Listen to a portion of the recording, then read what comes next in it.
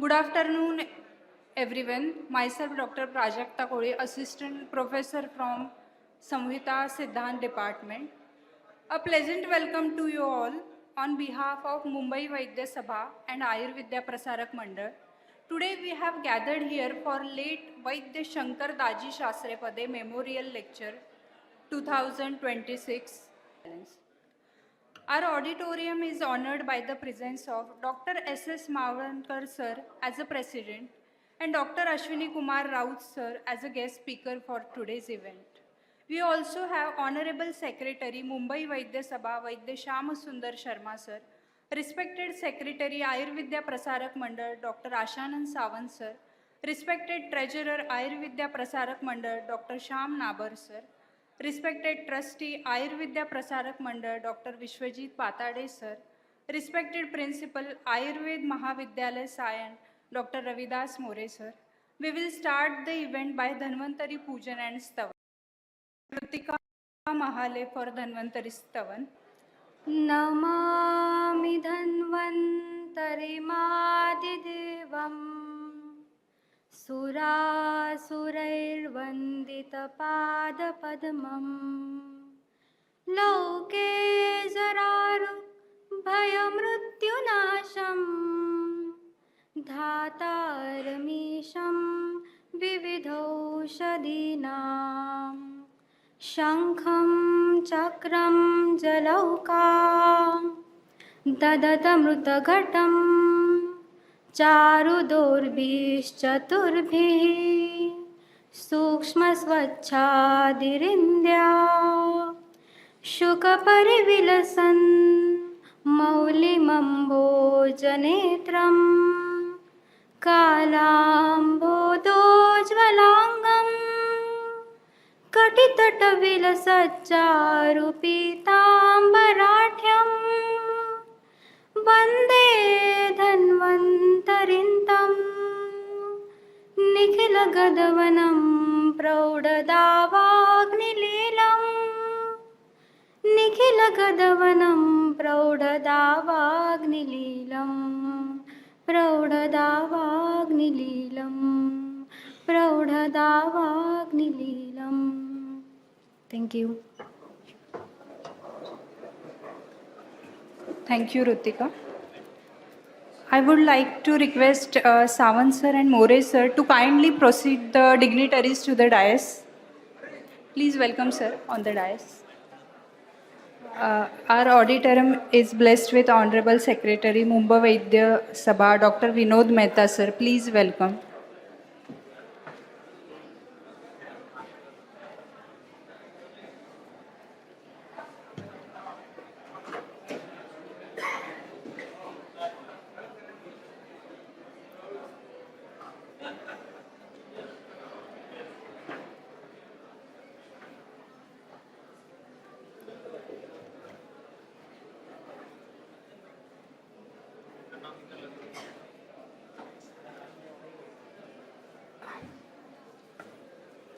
Thank you, sir.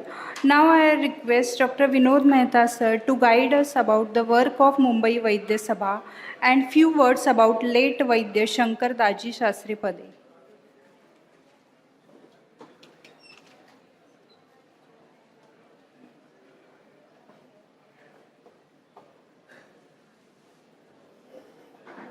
पीयूषपाणी सकिरीटकुंडलम चतुर्भुजचारु Vishal नेत्रम Serug जानानाम सुख शांतिदायिनम धन्वंतरिताम शीर्षा नमामः उद्भित भीषण जलोदर भार भुग्ना शोचाम दशाम पताच्युत जीविताशाह तदपात पंकज रजोमृत दिग्ध देहा मर्त्या भवंती मकरध्वज तुल्य रूपा। मृतप्राय व्यक्ति को भी कंचनमय काया देने वाले भगवान धन्वंतरी को नमस्कार करते हुए हम आज के इस सत्र की शुरुआत करते हैं। मुंबई वैद्य सभा, जैसा कि आप देख रहे हैं, 1890 में बनी हुई ये संस्था आज 136 साल पुरानी आयुर्वेद की संस्था है और उनका ये सारा श्रेय जाता है, जिनका फोटो देख रहे हैं, पूज्य गुरु जी श्री शंकर पदे शास्त्री जी। उन्होंने मुंबई वैद्य सभा की स्थापना की और उसके बाद में उनके साथ में वैद्य राम गोपाल जी शर्मा, वैद्य श्री राम जी गुरु जी और काफ़ी हमारे पुराने वैद्य जुड़ते गए पूरे मुंबई से, सायन कॉलेज से, पोदार कॉलेज से, पुनर्वसु कॉलेज से, और आज ये संस्था इतने साल के बाद भी 136 साल हो गए और ये संस्था अभी तक चल रही है। और आयुर्वेद प्रसारक मंडल के साथ में हम यहाँ पे साल में 3 लेक्चर देते हैं, श्री राम जी गुरु जी की मेमोरियल में, शंकर दाजेशास्त्री जी की मेमोरियल में। तो आप सभी से जो यंगस्टर्स हैं, हमारे नए आने वाले विद्यार्थी, उन सबसे हम यही रिक्वेस्ट करेंगे कि आयुर्वेद की परंपरा को कायम रखिए। Ayurvedic practice really it will give you Fortune, but you should dedicatedly practice Ayurveda. जय धन्वंतरी। धन्यवाद।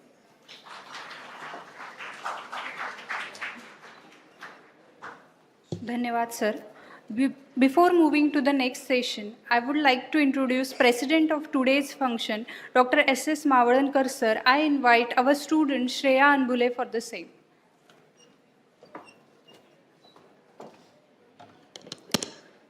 Dr. S.S. Mavadankar is a practicing family physician in the last 50 years.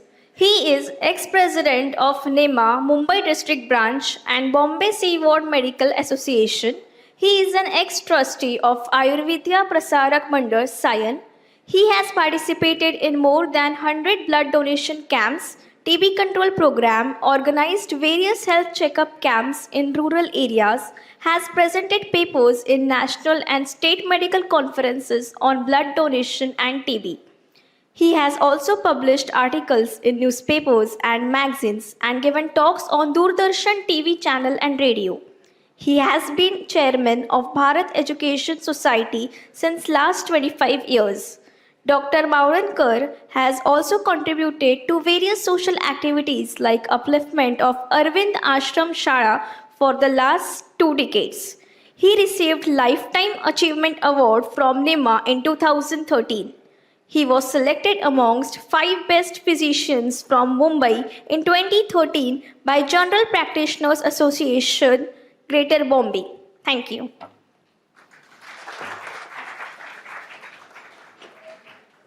Thank you, Shreya. Now I request Mehta sir to welcome Mavadankar sir.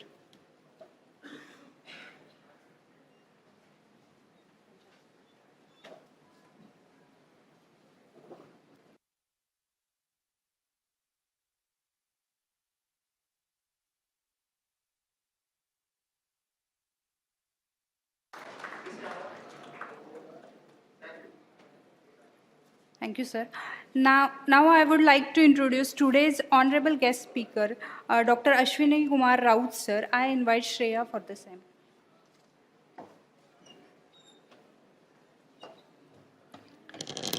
Dr. Ashwini Kumar Anand Raut, after completing his integrated postgraduate education at BHU Banaras Hindu University in Ayurveda and Medicine, directly joined Bharatiya Vidya Bhavan's Swami Prakashanand Ayurved Research Center in 1987.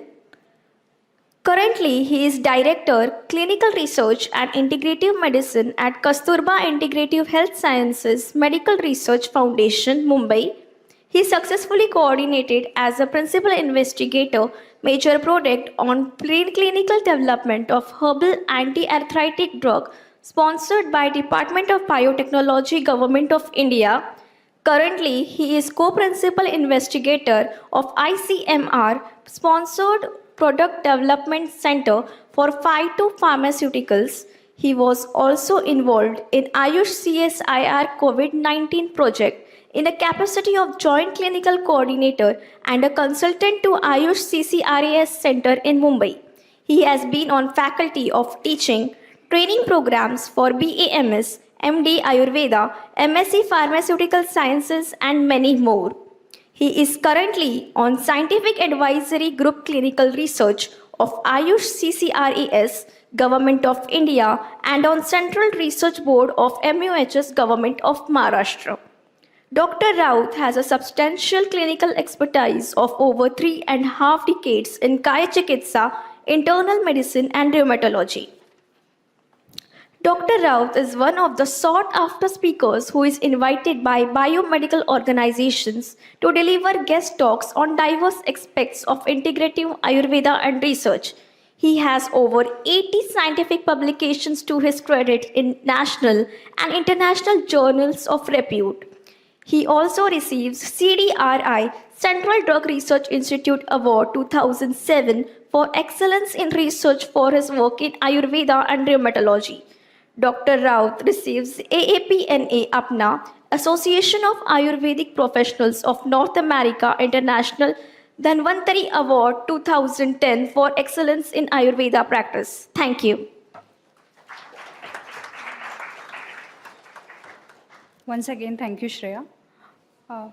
Now I request Dr. Vishwajit Patade sir to welcome our guest speaker, Raut sir.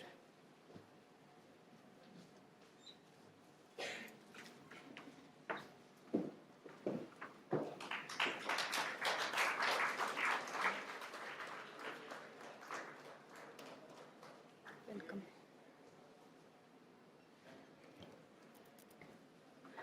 Now I request More sir to welcome Sawan sir.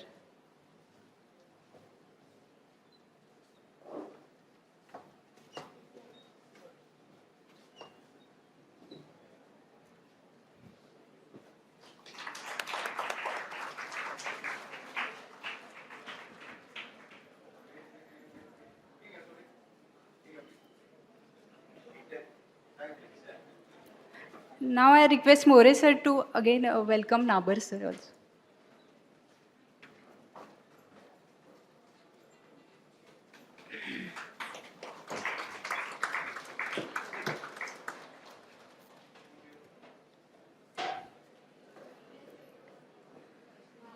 Thank you, sir. Let's move toward the session. All of us are eagerly waiting the lecture. I request Raut sir to start with the session. Topic of today's lecture is research in Ayurved and Ayurvidya Perspective.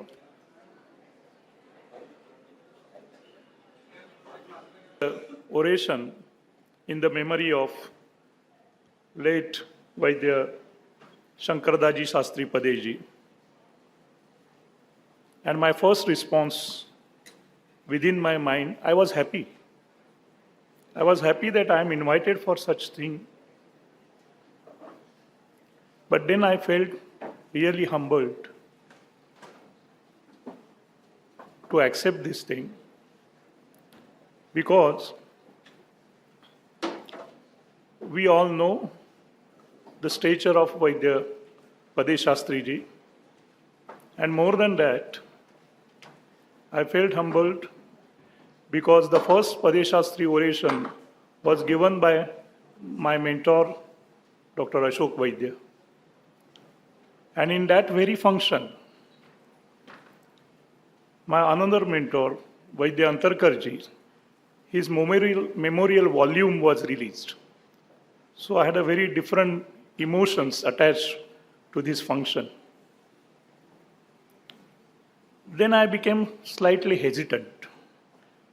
Will I do justice to this within not even 2 weeks, given the stalwarts who have already given their talks on these occasions earlier? But then Kiran said, please let me know as early as possible. मी त्याला सांगितलं हो. So I accepted it. Then he said, you have to give me the title. Then I said, give me a few minutes. I will think over it and let you know. Then I saw the organizers. And the organizers are Mumbai Vaidya Sabha and Ayurvidya Prasarak Mandal. And we as a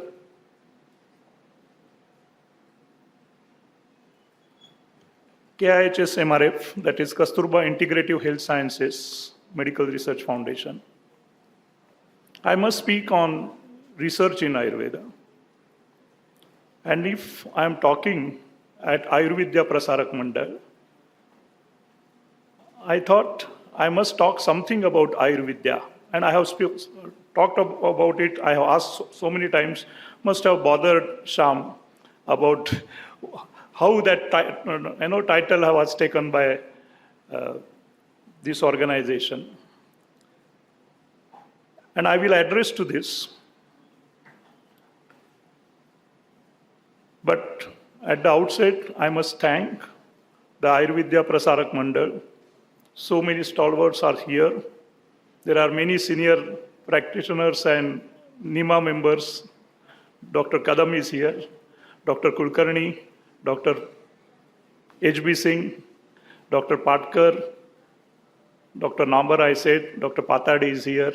And I am glad my another mentor, Dr. Rama Vaidya and Dr. Jayashree Joshi are here. My college friends, Ajita, Dr. Kiran, Santosh Jalukar, his father has also received, by the way, third or fourth oration was given by Jalukar sir. Ramesh Yadav Deshmukh, who is becoming younger and younger as he ages. Rupa is there. So many people. The Dean, Dr. More, and all others. If I have forgotten to mention Dr. Vinod Mehta, thank you. And my sincere thanks to Mumbai Vaidya Sabha. Dinanath ji cannot come. I learned that he is in Pune because of his ill health. He is not able to come. And Mr. Ranjit Puranik also, although he communicated with on phone to me, and he did not say he won't be there, but he just did like this. So I understood probably he is not able to make it today. And I understand, considering the 30th of March for any business organization, how important, ending of financial year. But I thank you all the fellow students who have come here, gathered here in a large number. So let us start. First of all, can I go to next slide, please? Is the slide properly visible? Yeah. So you can switch off the light, then it will be much better. I thought I must dedicate the first slide to Vaidya Mahamahopadhyay, Shankar Dajeeshastri Pade ji. And if you see, his lifespan was only 42 years, exactly 42 years. And if I want to say in one sentence about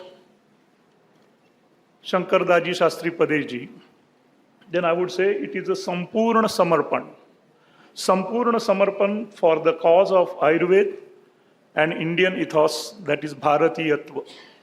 That was his life. As a child, he was a child prodigy who started periodical Balamitra at the age of 12, along with his brother as well as few colleagues, but he was the leader. And more importantly, there used to be every in a school or when we are children, there is always a fight. And then we go to either to the teacher or to the parent. But he formed this kind of a pancha system where he used to give the justice. He used to take the decision. He used to judge who is right and who is wrong, and he used to resolve the students' disputes. That was the leadership he had since his childhood. He probably elder people might be knowing, but many younger people may not be knowing. Dajeeshastri was a Jyotish Shastra expert. So that Jyotish Shastra was from his paternal side, and from his maternal side was the Vaidyak Shastra.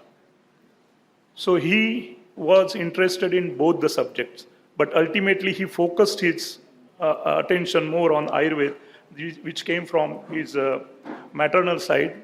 They were Kulkarnis. He was a prolific writer on diverse subjects. So not only on Ayurveda, but many other social aspects and many other Shastras. He had learned many other Shastras besides our traditional Ayurveda Shastra, and remained connected with different publishers. So it was not only that he spoke about that. He was, as I said, prolific writer. So Vidya Prakash, Sayaji Vijay, Native Opinion, Bharat Mahamandal, Theosophy, etc. were the publishers with whom he was connected either as a writer or a proofreader, editor, or a manager also. Pade Shastri ji published several books, commentaries, edited books, and published periodicals on Ayurveda. We all know that. But prominent periodicals were Raja Vaidya, Arya Bhishak. Sadvidya Kaustup was in Hindi. By the way, he was strong proponent of Hindi Bhasha, that Hindi should become a national language at that time when we were under the British rule.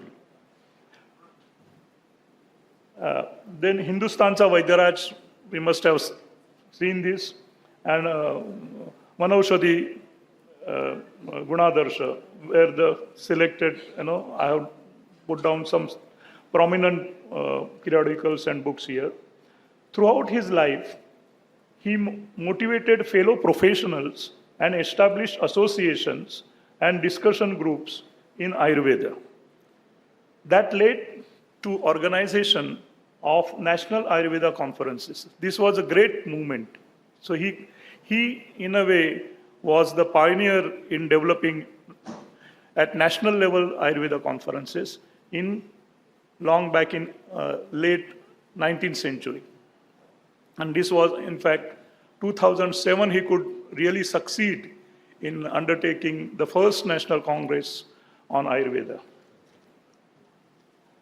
Mumbai Vaidya Sabha, as Dr. Vinod Mehta was referring, was established almost 136 years back in 1890.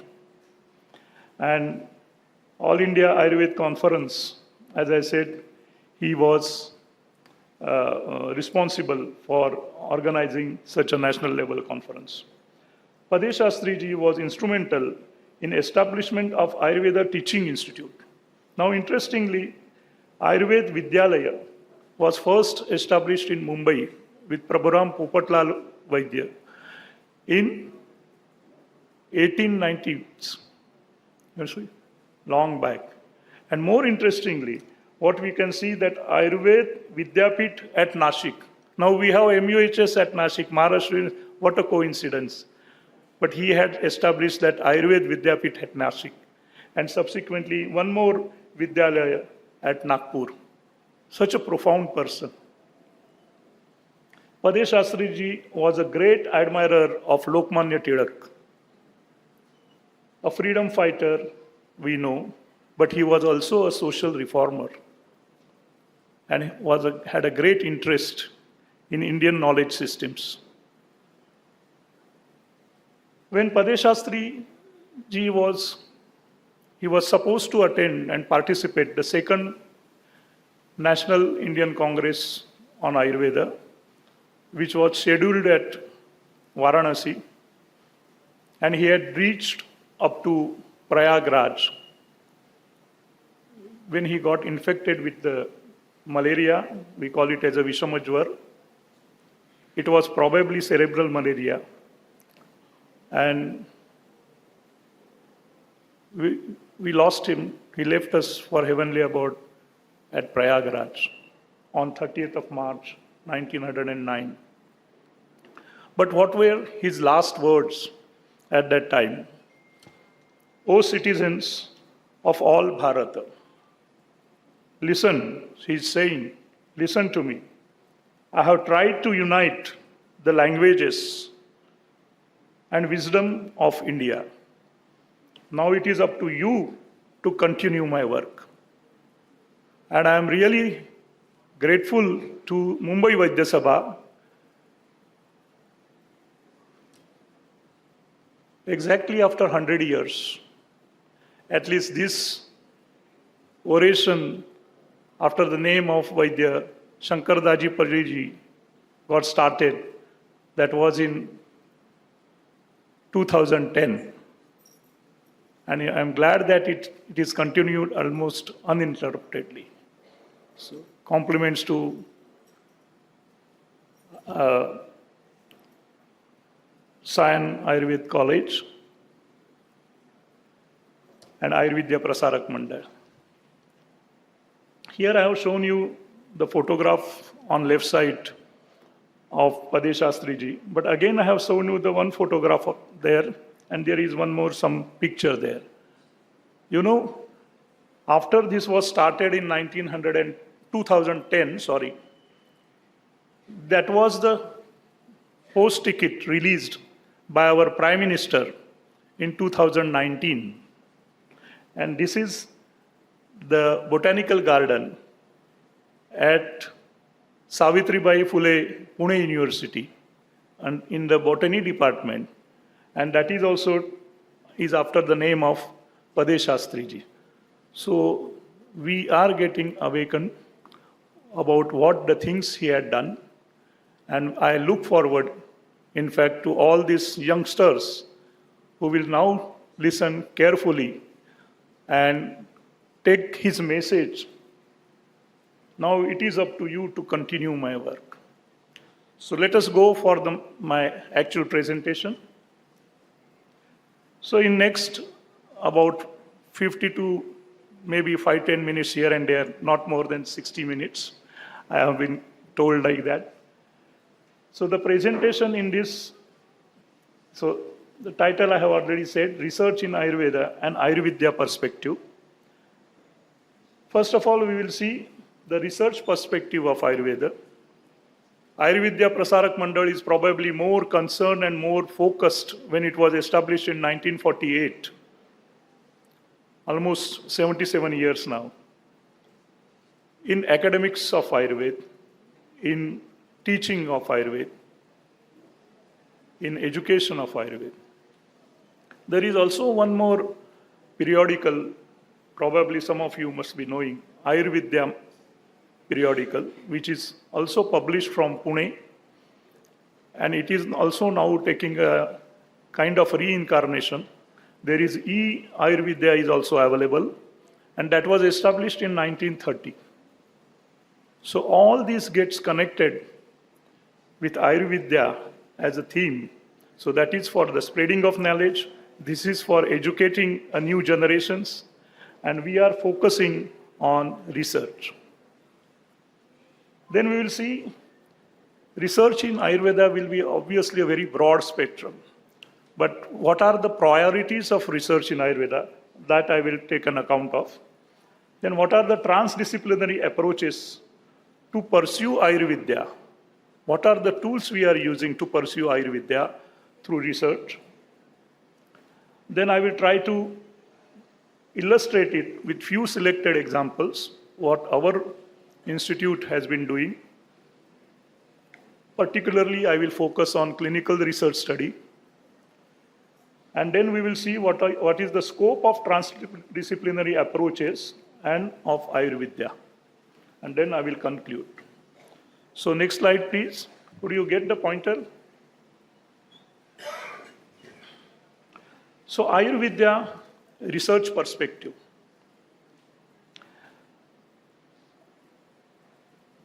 Here, Ayurvidya, how we define it. Ayurvidya, while maintaining reverence to the ancient Indian medical wisdom. When I say wisdom, it is the wisdom of Ayurveda's fundamentals and logical framework. You know, we have always a logic behind whenever we give any explanation to the concepts and how those concepts we try to translate it into the clinical practice. Is open to have interface with emerging new knowledge and adopt the established biomedical science-based realities. Ayurvidya expect for evidence-based integration. So we are open for integration, but it has to be evidence-based with other contemporary biomedical sciences, may it be clinical or otherwise. For the healthcare management, ultimately aim is providing the best of possible healthcare to the patients and to the community at large, while maintaining fidelity to Ayurveda's fundamental. This all you youngsters must remember. We must have fidelity to the Ayurvedic fundamentals. Then only we can say that we are pursuing Ayurvidya. Ayurveda aspires for the renaissance in healthcare knowledge system and not just a revival of traditional knowledge systems. Ayurveda, with such a heuristic approach, I believe, has the potential to evolve new disciplines and fresh concepts for the development of futuristic biomedicine for not only for India but for the global purpose. Now, left-hand side you can see whose photograph is this? Yes, youngsters. Boliye. Lokmanya Tilak. And right-hand side is my beloved teacher, Dr. Ashok Vaidya. Why I have put these two pictures here when I am explaining Ayurvidya? As I said in the earlier slide, while introducing Padeshastri ji, he had a great reverence to Lokmanya Tilak, and Lokmanya Tilak was a strong proponent of Ayurvidya. In fact, he promoted Ayurvidya as a term to really have this interface between our traditional knowledge system and whatever coming from the West as a new knowledge, which was probably bombarded on us, but still he was open to that, and he was a freedom fighter. So you can understand his openness. And sir, in fact, he tried to pinch me that you have to define this, and I could do that, and that article was published in 2011 in Journal of Ayurveda and Integrative Medicine. And I had an opportunity to write because pursuing Ayurvidya, I believed, will be the real tribute to Dr. Ashok Vaidya. Now let us move ahead. Next slide, please.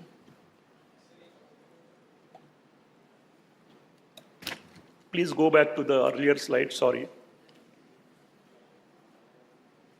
Yeah, no. Just earlier slide. Yeah, next. Next slide. Yeah. Now here, what I want to emphasize here, particularly those who are from the Mumbai Vaidya Sabha, that we are not shifting away from our focus from Ayurveda.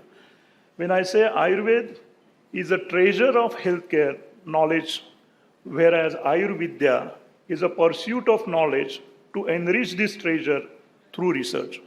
That is how we distinguish between Ayurveda and Ayurvidya. Please go ahead, next slide. Now coming to the priorities of research in Ayurveda. I have put them in the 5 main domains: literary research, fundamental research, clinical research, pharmaceutical research, and community welfare research. These can be the 5 broad categories or domains of research where Ayurvedic research can be conducted. When I say literary research, obviously preserving and computing or digitizing ancient knowledge, medical writings, and traditional knowledge. Translations of these, because they are mostly written into Devanagari script, mostly in Sanskrit. Transcription is also, that's why needed. There are many commentaries are desirable, and we know on every Charak, Sushrut, Vagbhat, right from Chakrapani to Vaidya Joshi, Yago Joshi, or from Dallan to Valiathan sir, so many commentaries are available, and that is how we can expand the knowledge, and which is more relevant to the current times, we can bring it to more relevant. Thank you so much. Yeah. And new editions on existing ancient writings. Now if you see, this is the latest data. The manuscript only on Ayurveda has now reached to more than 139,000. And it is still increasing.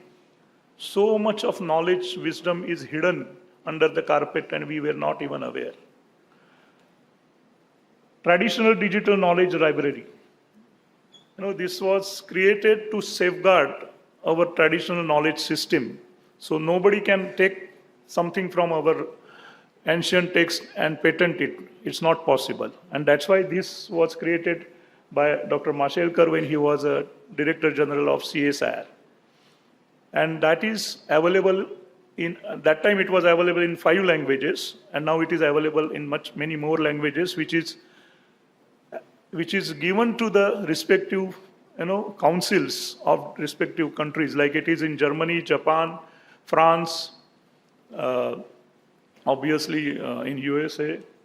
So at least 5 were there that time. And now if you see, there whatever we know from the classical literature, the different formulations, more than 5,19,978 classical descriptions of traditional formulations is locked into this.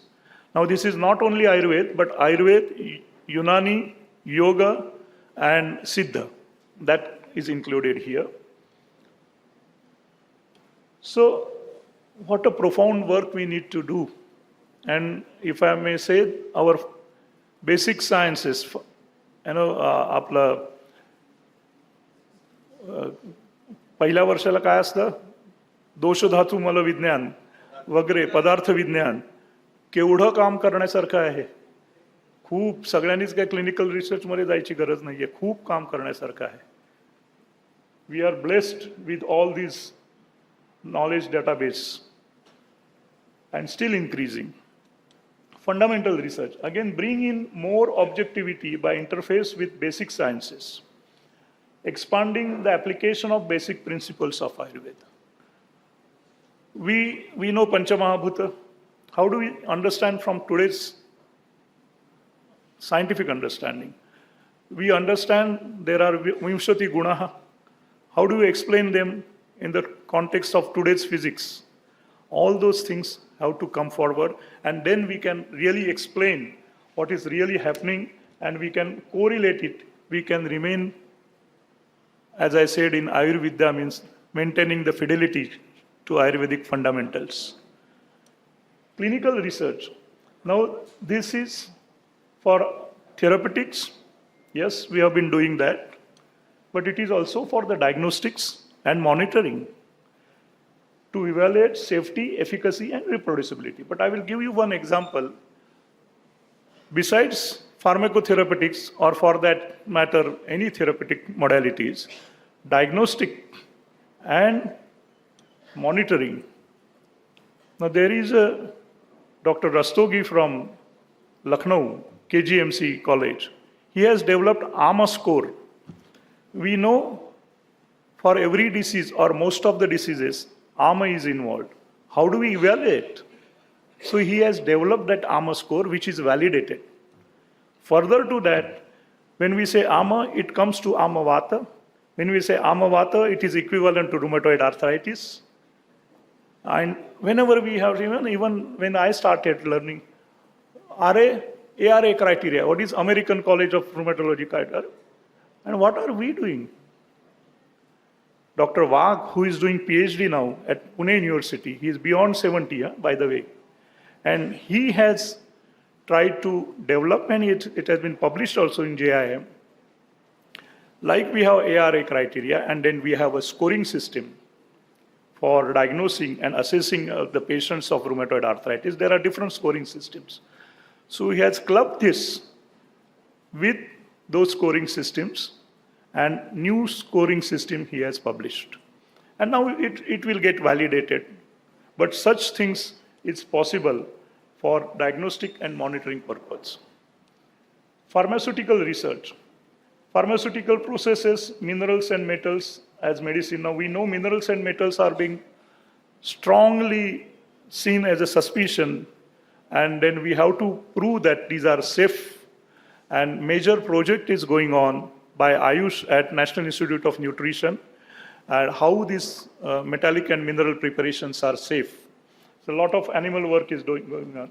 Pharmaceutical processes. Now with Sion itself, Sion Ayurved College, we have one major project.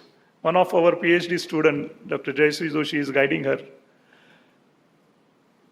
She is trying to study Manduru Bhasma. Now Manduru Bhasma preparation, there are different processes.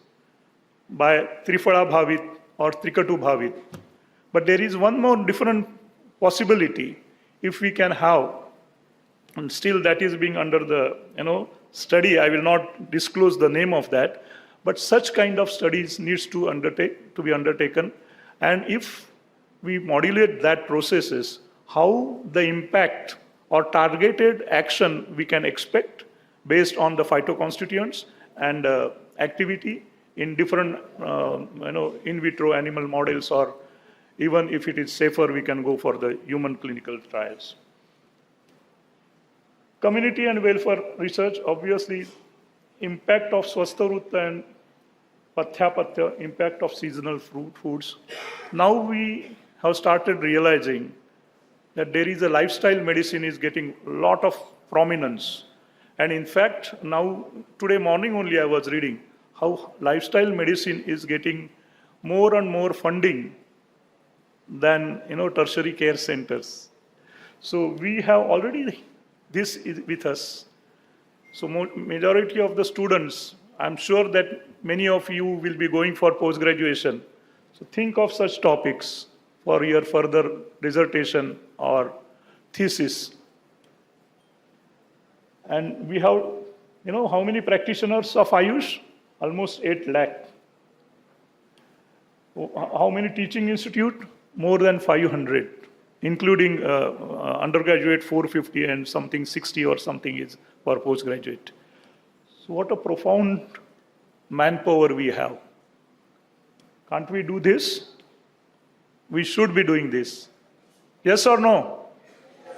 Thank you. And what is this? ML? Machine learning, correct. AI? Artificial intelligence. BT? Biotechnology. DT? Digital technology. So all these will have influence on whatever we are going to do in future. So be ready and prepared for that. Sorry. Now coming to Ayurvidya approach for pharmacotherapeutic research. Now we have focused in last over, I would say, 40 years, Ramaben. When we were Bhavan Spark, then we were Kasturba Health Society's Medical Research Center, and now we are in a new incarnation of Kasturba Integrative Health Sciences Medical Research Foundation. We have continued this Ayurvidya approach, and we have focused primarily on pharmacotherapeutic research, not necessarily only restricted. I gave the example of Manduru Bhasma. So that is a kind of a processing of the Aushadhi Nirman. But primarily we are focused on this. So in that, we have 3-pronged approach. These are the 3 tools, I would say. Ayurvedic pharmacoepidemiology and observational studies. This is for generating experiential database of traditional knowledge system or traditional practices. So this provides us a database which is very much needed and which is very much real-time database. Okay? Reverse pharmacology approach. Now reverse pharmacology approach, this is the science of integrating documented clinical or experiential hits, please have attention here, into leads by transdisciplinary exploratory studies and further developing these into drug candidates by experimental and clinical research. Now I will try to explain this in this brief diagram, which will make it more easier to understand. There are 3, this is a Venn diagram overlapping each other: experiential domain, exploratory domain, and experimental domain. So with, as I said, with this help of this pharmacoepidemiology and observational studies, and also whatever clinical experience we have from others, and whatever is written into our literature. So that makes our experiential domain. From there we get Q and we call it as a hit. From that hit, then we plan, exploratory studies. Now exploratory studies where we identify, okay, in this condition, like Suppose I was talking about rheumatoid arthritis. So I have identified rheumatoid arthritis is a case where there is a scope of investigation and as well as there is a need in the current times. So I select that condition, I select the Vyadhi Avastha, and then I try to explore whatever hit I have got from the experiential database. How, in what stage, what is the therapeutic dose range for this study? So finding the therapeutic window as well as, it's not working. Yeah. So those leads, that means, yes, this product is potentially active in this condition. This product is potentially active in this and this dose regime, this and this dose. This product is probably useful after this much of duration. That leads we will get from here. Once we get those leads, then we plan several experiments. They may be clinical experiment, in vitro experiment, in vivo experiment, and which gives us a drug as a new kind of a reincarnated discovery of our traditional knowledge, and then we can go to the phase of development. So this is reverse pharmacology. I hope everybody has understood. Students, thank you. And then Ayurvedic products. When I say Ayurvedic products, this means development of natural products which maintains fidelity to Ayurveda principles and practices. This is very important, while adapting to modern pharmaceutical or nutraceutical processes and standards. So in nutshell, if I want to put everything, I have given this a diagrammatic representation. And this is for students' attention. We start from the clinics, then we adopt a reductionist approach to reach to the laboratory. Since we have started from man, because this is already an experienced products, we have been using them over the centuries, we go to mice. We go to mice to understand its safety at different organ systems. It's at different levels of systems. So at different dosage range. So once that is established, we go to molecule to even further understand the molecular mechanisms, the targeted mechanisms of these products. And then once we get that knowledge, then we back integrate, that is with a holistic approach. We produce a product which will be translated into the clinics with the improved knowledge, improved addition of the understanding of those products. So translating experiential or documented wisdom into experimental and clinical evidence is what we have been following all along.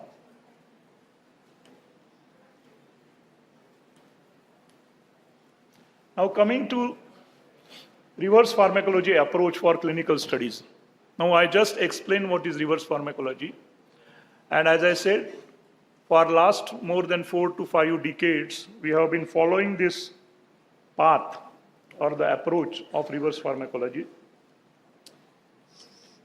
Sorry, something is. Yeah. Now, I have in a way shortlisted only 12 products on which we have been working under the guidance of these 2 mentors. And although they are not physically existing now, I am convinced from within, we continue to receive blessings from both these stalwarts. So I will highlight out of these 12, illustrate these 3 plant-based products which we have done the clinical study. But to brief quickly, Kutuki, almost 50 years back, Arogyavardhini, Ramesh, you may remember when we joined the college, Santosh. And that time, this study was in a way done, and Antarkarji used to make the presentation. We were Ariva. From that, we have reached to Kutki. Because Kutki, why Kutki, students? What is the relationship with Arogyavardhini and Kutki? Yes? It is 50% Kutki, na? Arogyavardhini is 50% Kutki. So, subsequently, because it is a herbo-mineral complex, we all know, there are almost 16 ingredients. So, after Arogyavardhini's success in acute viral hepatitis, it was studied, Kutki was studied in acute viral hepatitis, and then subsequently now we have a project sponsored by ICMR, PDC, Product Development Center, on Kutki for fatty liver disease. Now, one more important thing of both these stalwarts, that whenever they did any research projects, they will always consult or take with them as a partner in every research project who is expert in that field. Okay? Both of them in their own sphere were authorities. But still, because it was Kutki and Arogyavardhini, they were studying acute viral hepatitis initially, and now it has come to the fatty liver disease. Initially, a gastroenterologist, Dr. Jayan Doshi. He was again a pioneer person at that time, being a gastroenterologist. Very few people were there who were really qualified as a gastroenterologist. He was involved in this, Dr. Jayan Doshi. Similarly, Kapikachu, we all know, खासकुजली, कधी experience आलाय कोणाला खासकुजलीला touch करण्याचा? So Kapikachu was studied in Parkinson's disease. And here again, Dr. Noshir Wadia was a prominent neurologist from Bombay Hospital. He was involved in this. Gugulu, I will talk about it later, but Dr. V.R. Joshi's name you must have heard, a great rheumatologist. He was involved in this study right from the beginning. Haridra, curcuma longa. Now Haridra, there were several studies conducted through our center, but the initial study was submucous oral submucous fibrosis. Dr. Sumati Bhide from Tata Memorial Research Center, she was involved in, as a basic scientist in this study. And subsequently, Dr. Jayashree Joshi has undertaken a lot of interest in these products. And I think along with the Sion Hospital, madam, we have done several research projects. Panchavalkala, again, Panchavalkala was Sujata Jagtap is here. You must be remembering that, how Panchavalkala was studied at this center in association with Sion Ayurved Hospital. And Dr. Jayashree Joshi was the guiding force. Ashoka. You know Ashoka Saraka Indica? Yes. Now this product was demonstrated to have, we all know why we are using Ashoka Arista for menstrual disorders. But is there any specific indication or specific subgroup of this product used that was identified, and this was led by Dr. Rama Vaidya, where in ovulatory non-functional bleeding, uterine bleeding, that subset was identified, and that was the great contribution, and that helped the product which was produced by Dhootapapeshwar to sell it for those targeted conditions. Ashwagandha again, now we are very much in this. I am almost working for 15 years, but again, the first hint, we have all the experience of using it. But the first hint we got, there was an ICMR project, again led by Dr. Rama Vaidya, where in perimenopausal patients, there is a clinical syndrome and how it affects positively when ashwagandha is given into this condition. And now recently, Ramaben, there was a very major study from All India Institute of Medical Sciences, and they have demonstrated its usefulness in perimenopausal syndrome. Of course, Dr. Vidita Vaidya is also working in this, on this plant, a very cutting-edge knowledge and experimental study, particularly animal experiments, and at the neurocognitive function level, how it is acting. Very interesting work she is doing, but she has not yet published that, so I won't speak much on that. Bhallatak I will be discussing. Nisha Amalki and Mamejwa. These were the two products we had studied in CSR Nimitli program. And Dr. Nutan Nambar was very much involved in this. In fact, her PhD thesis, what Mamejwa, see, Nisha Amalki we all know. This is one of the product primarily mentioned in Prameha. But Mamejwa is not very much described in our classics. But if you see the practice and if you see the products which are used for diabetes, at least in Maharashtra and Gujarat, it is maximum, Nutan will agree, that it is used for diabetes. And that's why this plant was chosen, and we have got very interesting findings, not only by reducing the HbA1c or sugar level, but also protecting certain target organs which are known to develop a cataract or kidney problem and so on. Parijat, again, Parijat was, sir, those who are from Podar, was started by Antarkarji and Dr. Tathed, and who was that? Karnik. Shirish Karnik did his PhD work on this, and they have demonstrated how Parijat is useful in malaria. Subsequently, Dr. Chaya Godse, she did her PhD and she could demonstrate her activity of Parijat, extract of Parijat, how they are effective even in Plasmodium falciparum resistant cases. And this work was done at Dr. Akhil Vaidya's lab in USA in Drexel University. Shinshapa will be talking. So it is basically classical Ayurveda literature and traditional clinical practice which inspired us to do this. Okay? Coming to, I'm going back. Okay. Now these three products on which I have focused, the reason is that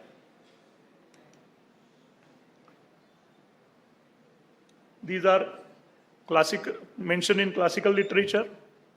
There is a continued tradition, and all these plants are mentioned in the classics for diverse indications. So we need to identify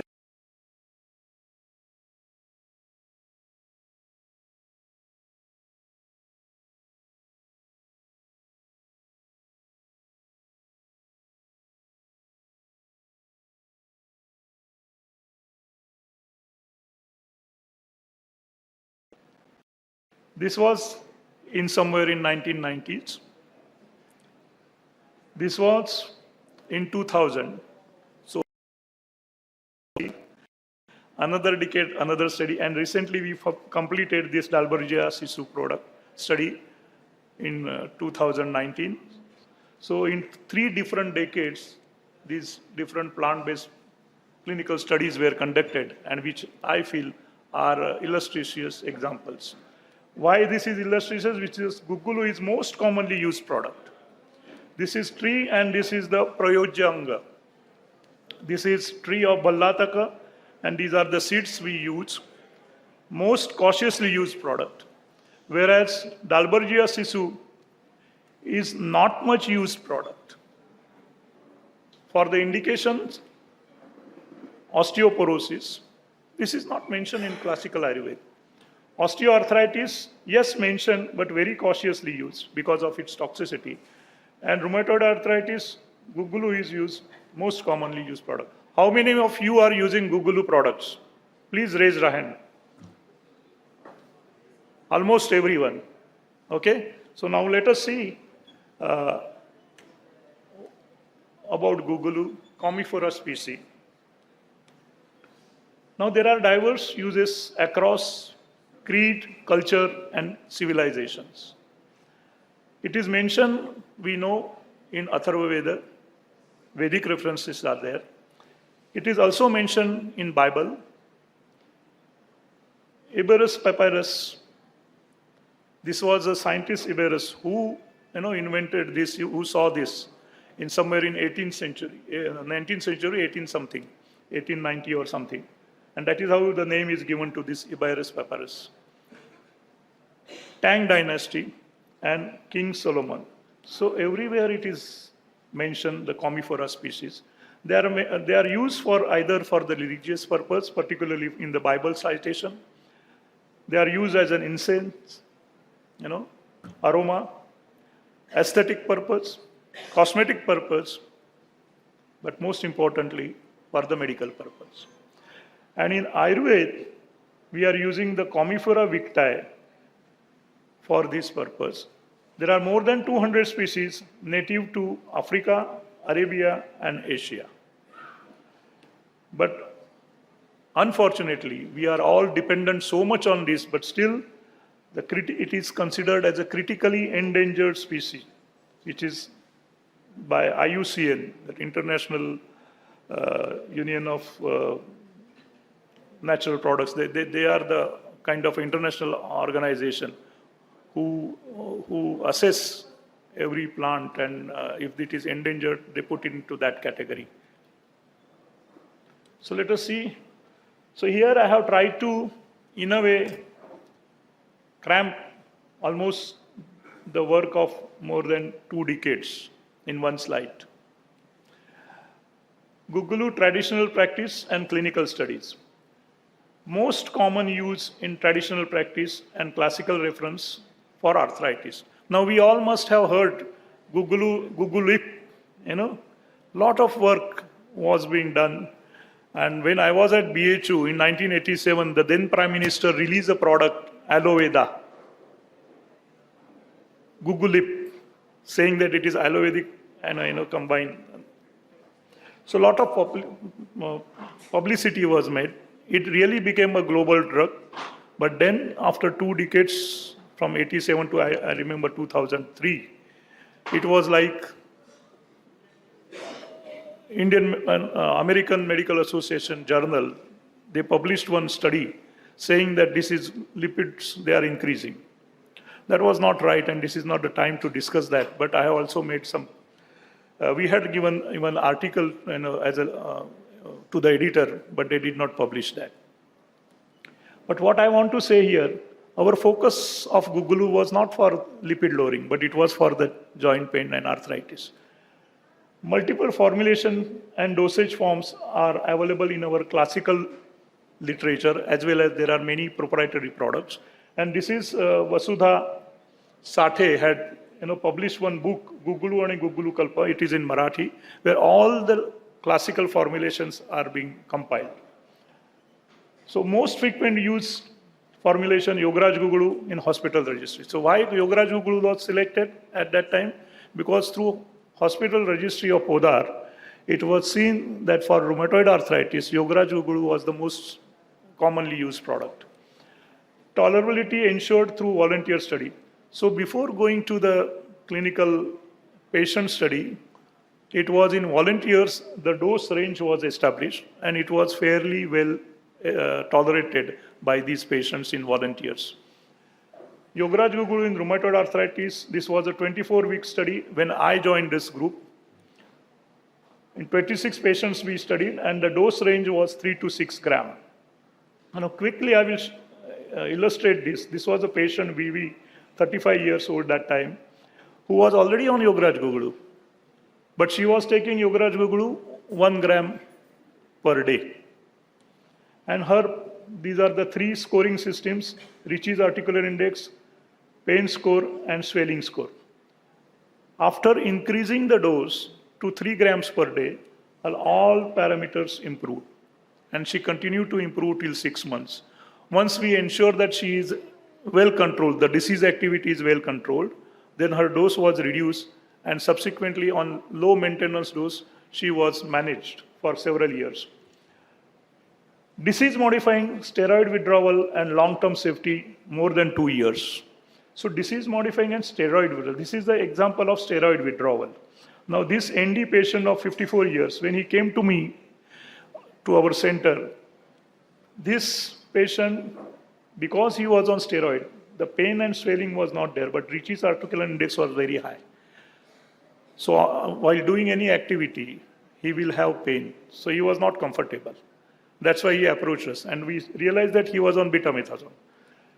After introducing Yogaraj Gugulu, his all which is article index, within 4 to 6 weeks, and almost by 12 weeks, it was near more than 50% reduction. And subsequently, he also got control, and we could withdraw his steroid. Long-term safety, we studied all these patients. We don't know what happens when Ayurvedic drugs are given for a longer duration.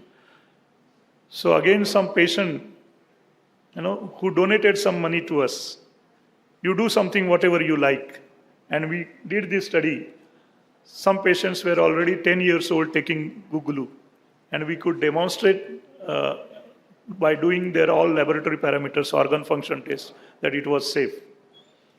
Adverse drug reaction in 19 out of 225 patients, so almost 8.4% patients had shown adverse drug reaction when the patients were taking Yogaraj Gugulu or Goksuradi Gugulu taken from the market. So patient coming to us, they sometimes are already taking these tablets in the dose range of 2 to 4 grams per day, where we could demonstrate there is a possibility of side effects. And although not toxicity, but side effects are known. Dose-dependent anti-inflammatory activity in vitro and in vivo model. This is SNDT University. This was basically a Department of Biotechnology study, a preclinical study we had done. So in animal experiments, here I have given one example of how the TNF-alpha with placebo and the intervention of the extract of Gugulu, there was significant reduction in the group where the Gugulu extract was given in the test tube.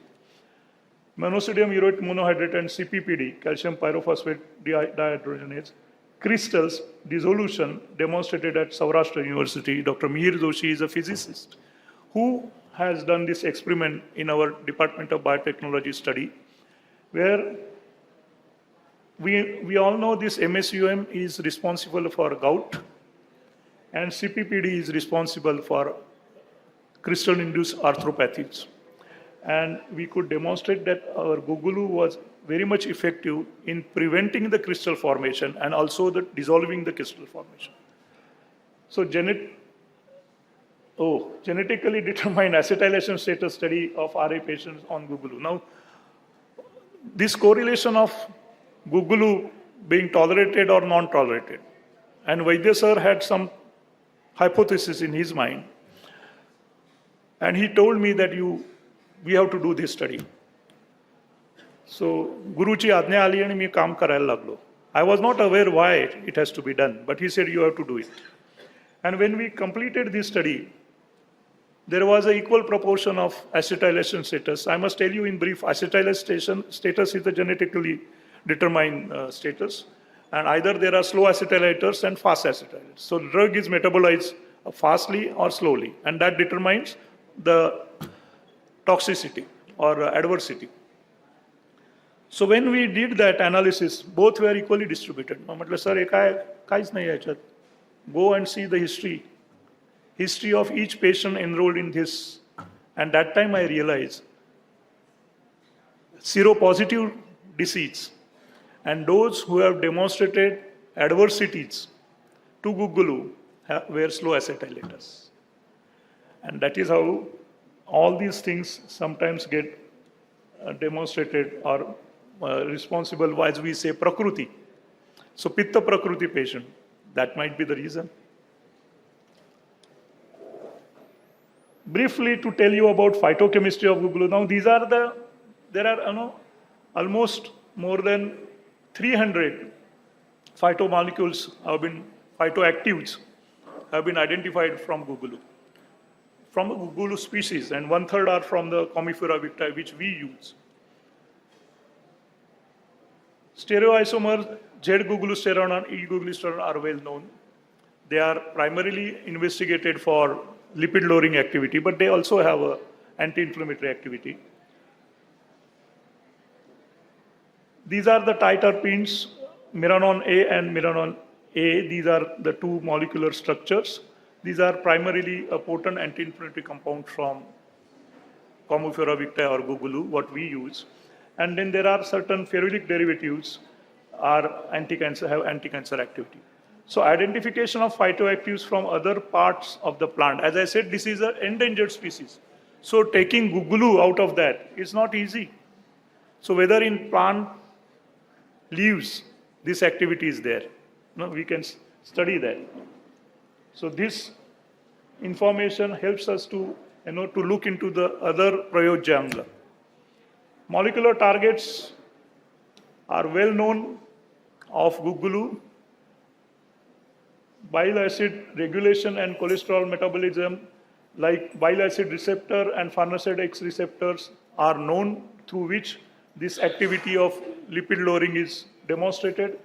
Enhanced transcription of BACP, major hepatic bile and transporter, activates multiple nuclear receptors, estrogen R receptor alpha, progesterone receptor alpha, and pregnin X receptor. Now this PXR activation induces CYP3A gene expression. Now these are the CYP450 large family of genes which are responsible for drug metabolism. So almost 50% of drugs are metabolized through this enzyme, and this influences our gugulu influences this, and activation of this induces. So that's why the drug which we used to call as a divine drug, in our Atharva Veda it is said as a divine, Gugulu Devata. This was put in a dirty drugs list. So one side we are calling divine, another side is dirty. We need to find out how we can answer these intricate problems. Antagonist MR, GR, AR, and agonist PR. So effects are antagonism at micromolecular concentration, and steroid receptors. These are the mineralocorticoid, glucocorticoid, and androgen receptor antagonists. They are at nanomolecular level. So they are very potent actives in gugulu and explained at the molecular level.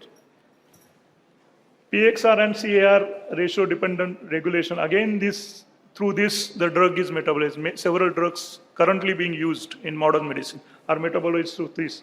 So this expression of the ratio varies in the ethnic group. Different ethnic group, there is a different inter-individual and even the circadian rhythm. So Aushadhi Kal, why we say, at what time the Aushadha has to be given. In some of the communities, they don't tolerate. Some of the communities, they tolerate.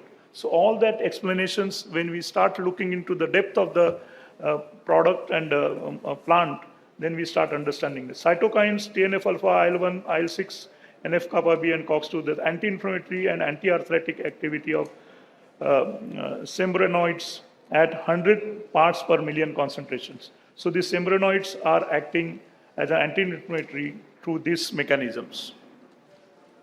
Now these are again cyclin D1, CDC, PCL, VEGF, MMP9. These are cell cycle proliferation, these two, anti-apoptotic BCL7, BCL2, anti-angiogenesis VEGF, and anti-cancer activity. All this is explainable through understanding of molecular mechanism and understanding the phytochemistry in detail. But determinants of gugulu activity and safety. Now this is being well studied at molecular level, gugulu extracts and its phytochemistry. But there is a difference when we collect it into the winter season and when we collect it in the summer season. The activity or concentration of molecules modulates. We say Navagugulu and Purana Gugulu, and the indications are different. Why this is so? Purification material for processing gugulu, we use either Gomutra, Godugdha, Trifada, Dashamular, Guduchian, and so on. So what is the difference in these different processes? Method of purification, there is either Somapaka or Aditya Paka, Surya, Anala Paka. What is the difference in this? Combination with other substances. There are so many classical references where gugulu is used with so many other plant material. So those combination, how does it differ? Either as a major or minor ingredient or herbal or metallo-mineral combinations. Several pharmaceuticals are available, not only orally but also local, labor and different dosage forms like asavarishta or tela, gruta, dhupa. What are the differences as far as this molecular activity is concerned in this? There are different vehicles we used. Anupana, we, as I said, at different time we give, that is Aushari Kala, and we have always recommend some Ahara Vihara Pathya. So Gugulu traditional wisdom demands attention. And unfortunately, what is happening now? It has become endangered species. But in vitro study, though, we can do, if not clinical study. Yes, students or teachers of the students can take this responsibility. Now coming to Bhallataka, I will quickly now go through it. We all know Bhallataka, the seeds which are used, and the semicarpus, this pericarp of these seeds, which contains phenolics, and that is how it becomes toxic plant. Commonly, it is used and indicated for rheumatic diseases, cancerous conditions, respiratory disorders, and skin disorders. Majority practitioners are skeptical and few skillful are successful. Majority of say nahi wo bhallat tak to hum nahi use karte. Brainstorming, shortlisting of osteoarthritis which was challenging. Now, through this CSR Nimitli program, we took this plant for the study in osteoarthritis, and for that, in Pune University, we had a big kind of a may I continue, sir? थोडा वेळ चालेल अजून लवकर करो तो so this was a brainstorming where all the clinical experts from Ayurved and modern side, rheumatologists were there. There were basic scientists and pharmaceutical experts. And then we decided, yes, these are the shortlisted plants and we must work on Bhallatak. That is how Bhallatak came into the picture in this. Amrut Bhallatak Avleha was taken, which was chosen from the classical literature, Bruhat Nigantu Ratnakar, and conventional and converted to the tablet form. That was a convenient dosage form. To give the Avleha is difficult. Classical Ayurvedic product was manufactured by Sri Dhootapapeshwar Limited, and safety was ensured by whatever, purity and all those norms were adhered to the WHO guidelines. Ayurvedic clinical determinants were tablet to be consumed with milk after breakfast, before 8:30 and post 8:30 p.m. There was Ahar Pathya, Vihar Pathya was suggested, and we had ensured in our exclusion criteria that allergic diathesis, vesication, bleeding tendencies, and known hypersensitivity were excluded. So we adhered to GCP ICH guideline, but amendment of Ayurvedic determinants was done. So that is always possible. Briefly, our first clinical study on Amrut Bhallatak in osteoarthritis, it was an open label clinical study where purpose was to ensure the safety and dose searching. 6-week study, N is equal to 45, so 45 patients were enrolled. Classical Vardhaman, we know Bhallatak is given in a Vardhaman Prayog, but it is not possible to call everyday patient, and it was not also feasible to admit patient just for doing this osteoarthritis clinical study. So this fixed flexible dosage regime, a novel approach, where we started from 1 tablet twice a day and raised for over the 6 weeks, 6 tablets twice a day. Substantial pain relief on visual analog scale and WOMAC score, which is a functionality and stiffness as well as pain score. Beyond the dose of 3 tablets twice a day, 12 grams of Bhallatak raw material. So this is a representative graph where both the knee, on rest and on activity, you can see here within 3 to 4 weeks, there was a substantial significant response, and it continued to have response till the 6 weeks. But we had at least 3 patients out of 45 who had asymptomatic rise in liver enzymes. which was beyond 5 tablets twice a day, that was 20 gram per hour. So between 3 tablets twice a day and 5 tablets twice a day, that was a therapeutic window we could identify. So below that, it was less active. Above that, it had started showing toxicity.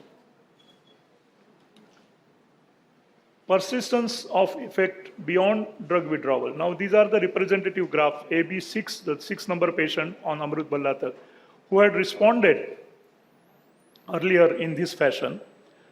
After several weeks, till several weeks, he remained asymptomatic, having no symptoms of pain or stiffness related to osteoarthritis.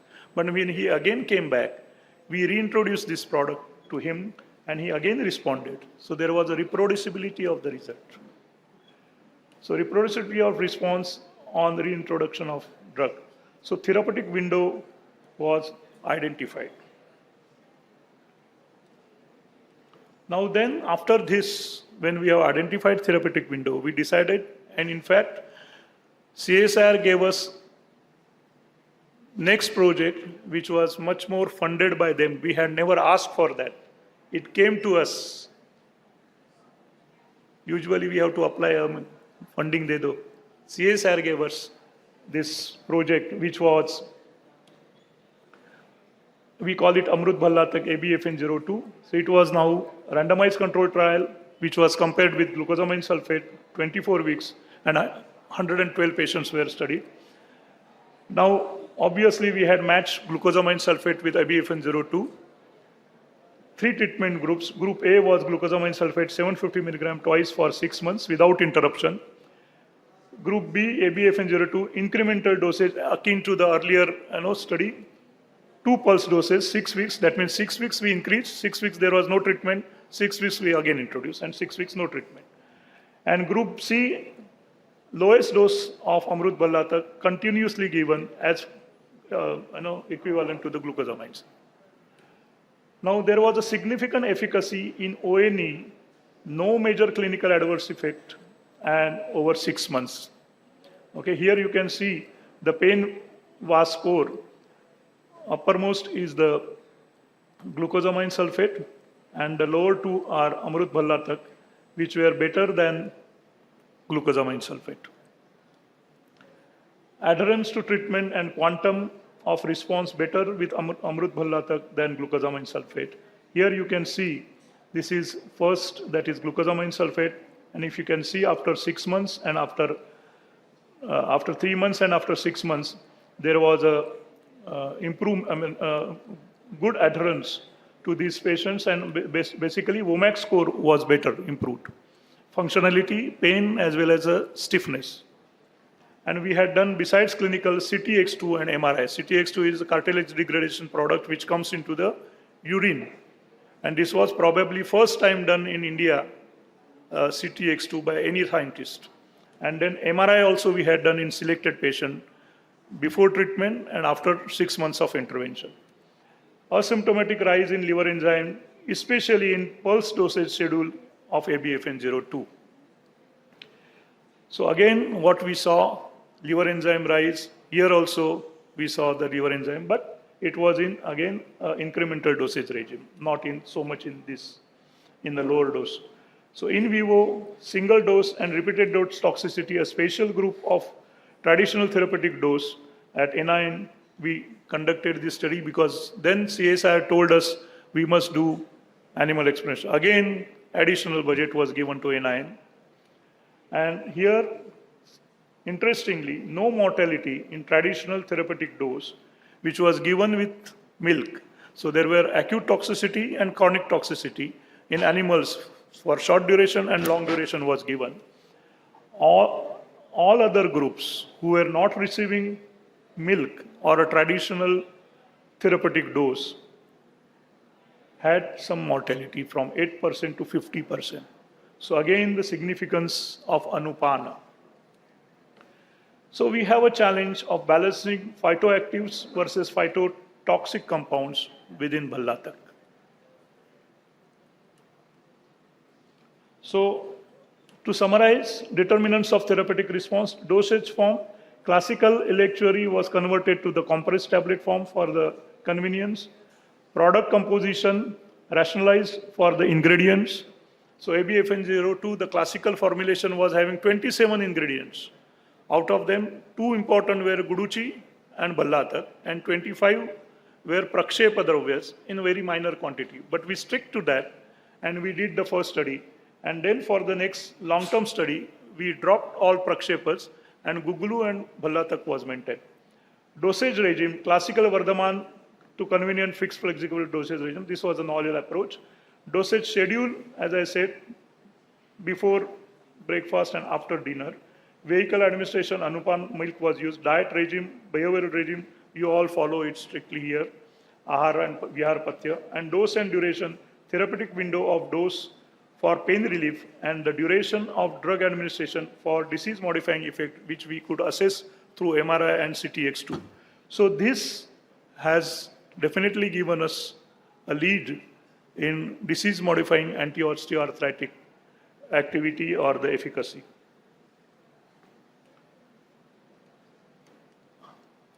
Now, Nabar sir, there is one more illustration. If you want, I can skip this and I can directly go to the concluding slides. What is the opinion of the audience? Do you want to listen quickly or do you want to go to the last 5 slides? Raise hand. Those who want to, I am going, even Nabar sir is looking at me. काय पाहिजे बोला? हात वरती करा, कोणाला पूर्ण lecture ऐकायचं आहे?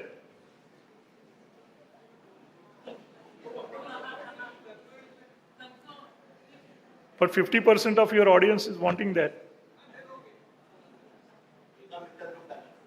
Okay, I will quickly go through. This is just to demonstrate that every time the classically used product or classically mentioned product for that matter is not used traditionally in the practice. So this,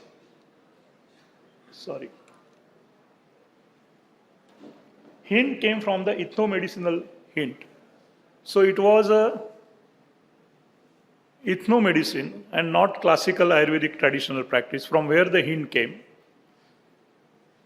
Then there was a preclinical studies. That hint was taken by CDRI Lucknow, and they did some preclinical studies in vitro and in vivo, where they could demonstrate the activity in osteoporosis and fractures of the bone.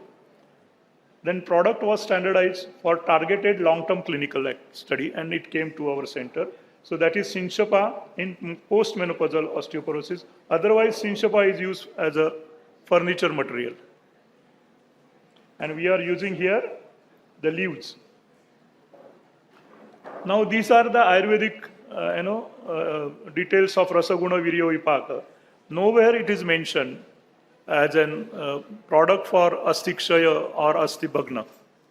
Neither it is traditionally used. But through ethnomedicine, we got the lead, or for that matter, hint.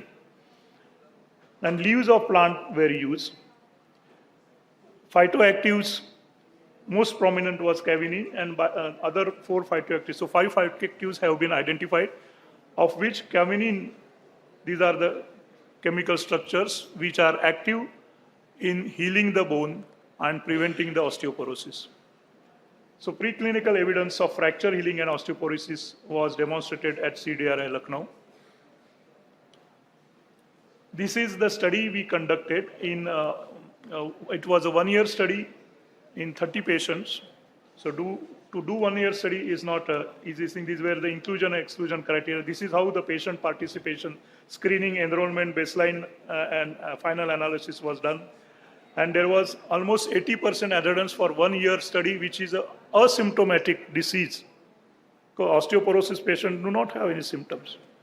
But then what we did in these patients, we tried to record the baseline symptoms. And what we found, that musculoskeletal manifestations, neurocognitive manifestations, gastrointestinal and urinary tract manifestations were there. And they did respond after introduction of Dalbergia Sisu. Now these are the graphical representation where alkaline phosphatase was significantly reduced. It was statistically significant, which is one of the biochemical marker. TNF-alpha, we all know, inflammatory marker.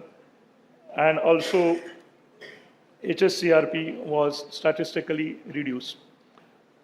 BMC content, if you see, now it is widely accepted that aging per se in postmenopausal women without medication, if you don't treat them, the natural course of the disease, natural history of the disease, leads to steady bone loss over 1 to 3% per year. Now here, there was no change in so many patients after 6 months and then after 12 months of assessment. There was improvement in few, but at least 5 to 6 patients within 6 months, there was improvement demonstrated as far as BMC percent content, and also at the 1 year, at these 3 different areas of assessment. And then there was decrease in few patients. So it was definitely showing positive response in majority of the patients. Students of Ayurveda, I want your attention here. Now, while doing this, we had also done Asti Dhatu Sarata. We had developed a kind of a scoring system, protocol to assess Asti Dhatu Sarata. And why I have done nail, hair, teeth, and other systemic manifestation? These are the Upadhatu of Asti. And we also simultaneously observe how they behave over the year. And what we found, that Astu Dhatu Sarata, there was no change. That means there was no deterioration in 15 patients out of 25. And 10 patients had improved as per the Ayurveda scoring system. Nail, hairs, and teeth, there was also some improvement, significant improvement. And systemic manifestations are also described in classical Ayurveda literature about Asti Dhatu Kshaya. So those things also improved, or there was no change. So Ayurvedic sensitive protocol have demonstrated early signs of recovery. So this can be the tool. If they get validated, we can use these tools for diagnostic and assessment of progress or improvement in the disease. We had also done some Prakriti. I will not go into this. So to summarize this study of this Dalbergia Sisu leaves extract, standardized extract of the leaf in postmenopausal osteoporosis, baseline symptoms improved, alkaline phosphatase, which is a main kind of a, assessment criteria, TNF-alpha improved, HSCRP improved, indicating preventing the inflammation, and BMD also improved on the DEXA scan. Moreover, 1 year organ function safety, no significant adverse drug reactions reported, sugar, fasting, cholesterol, triglyceride, LDL, decreasing trend was shown, and improvement in Ayurvedic biomarkers. So quickly, last 4 slides. Ayurveda determinants of therapeutic response. Now these are 24 kind of assessment or determinants I have categorized into the product specific, patient specific, disease specific, and environment specific. Now we need not do all those study and assess all these determinants, but as the product and the condition where you are going to use, that will determine which are going to be distinguished or countable determinants or confounding variables. So this is very important, and this is how we can effectively do clinical trials in a speculated time. Quickly, reverse pharmacology or transdisciplinary approach.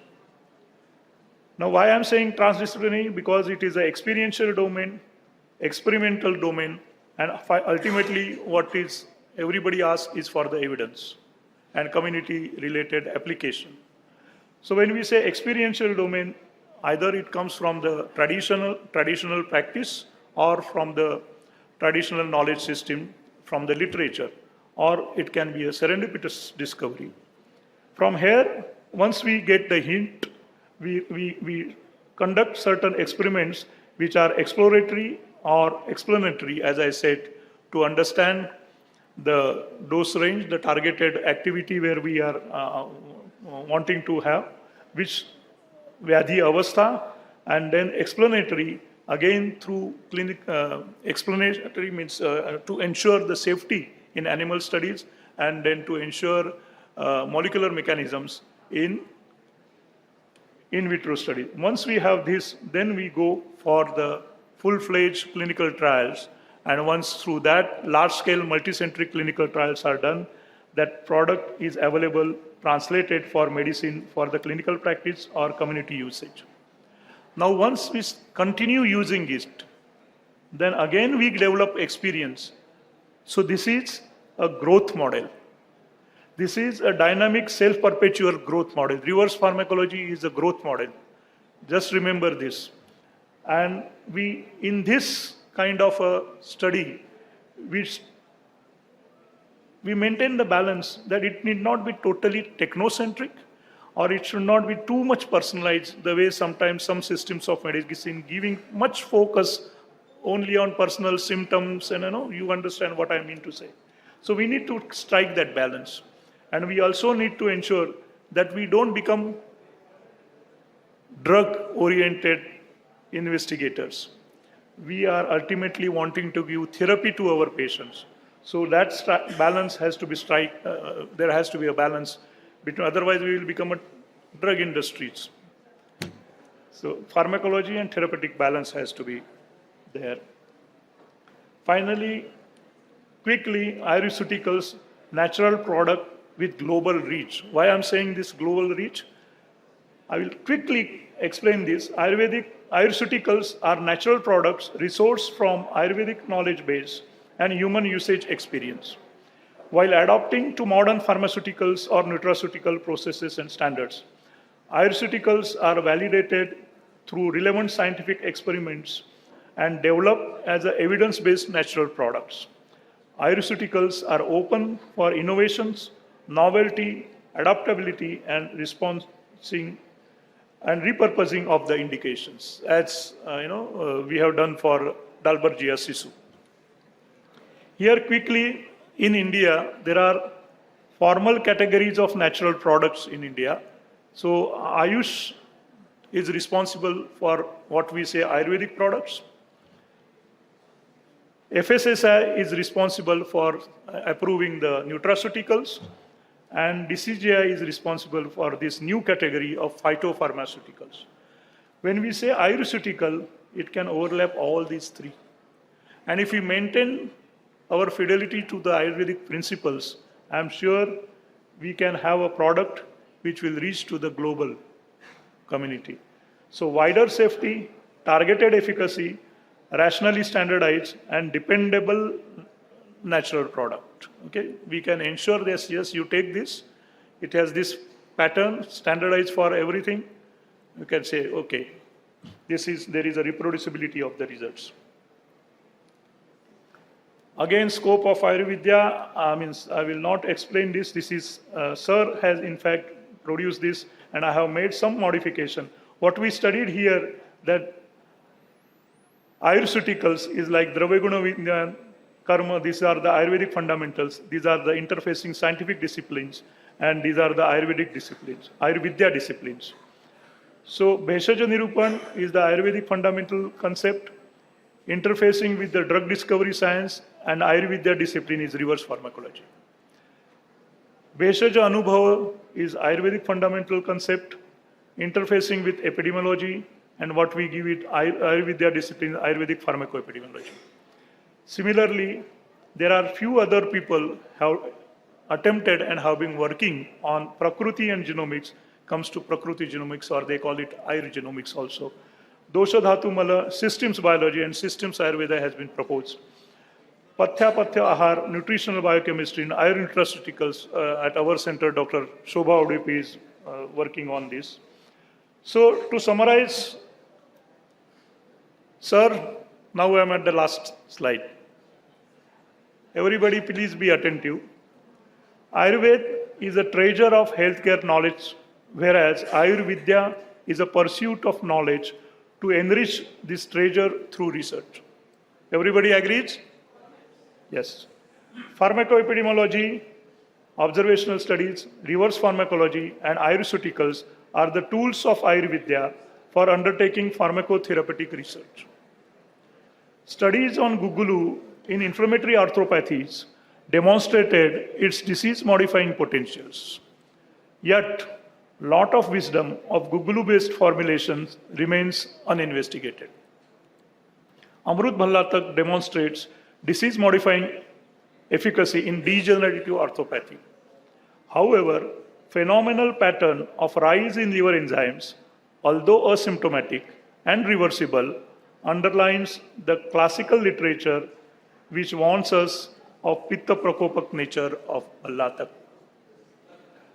Sinshapa in postmenopausal osteoporosis demonstrates protection of bone density through prevention of osteoclastic activity. So this logically explains the biological plausibility understood through Dravya Guna Karma of Sinshapa. Nutan. Integrating Ayurveda insights and modern discoveries is the path ahead for development and progress of biomedical research and futuristic healthcare management. These are the acknowledgements from Podar Hospital, Antarkarji, obviously, Tathed sir, Dr. Kalpana Vinchu, Mr. Natek, Dr. Natekar, Kale and Athavle group, Prabhakar Kale, huh? You remember. And obviously, at that time, Sri Dhootapapeshwar had supported this entire study of Yogaraj Gogol in rheumatoid arthritis, and also Amrut Bhallatak formulations they had provided. Mayer's Healthcare gave us the glucosamine sulfate.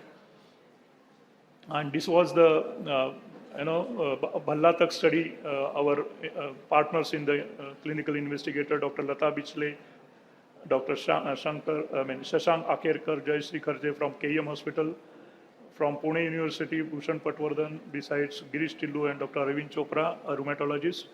And for CDRI Sanshapa study, the group from the CDRI Lucknow, Dr. Naivedya Chattopadhyay, Ritu Trivedi, Dr. Meeta Singh, who was our clinical investigator for this study, besides Wajahat, who was a BMS with her and who did proper studies and recording of Ayurvedic assessment, and Dr. Farmanza was our industry partner. Thank you. So almost whatever I have presented here, several papers on Gugulu, on Bhallatak, as well as on Sinshapa, that is Lalbarja Sisu, are published in the medical journals. So those references also were mentioned here. If you want, I will give it to pass it on to you. Now I request Nabar sir to kindly felicitate Raut sir.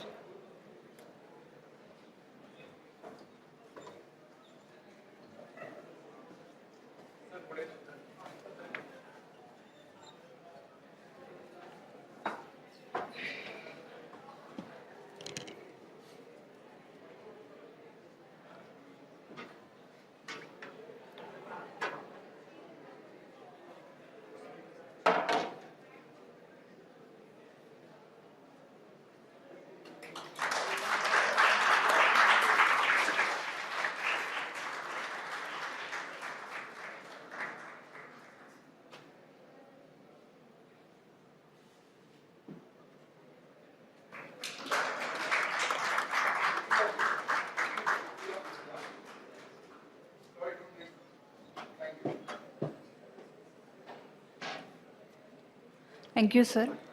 I now request respected Nabar sir to share a few take-home remarks.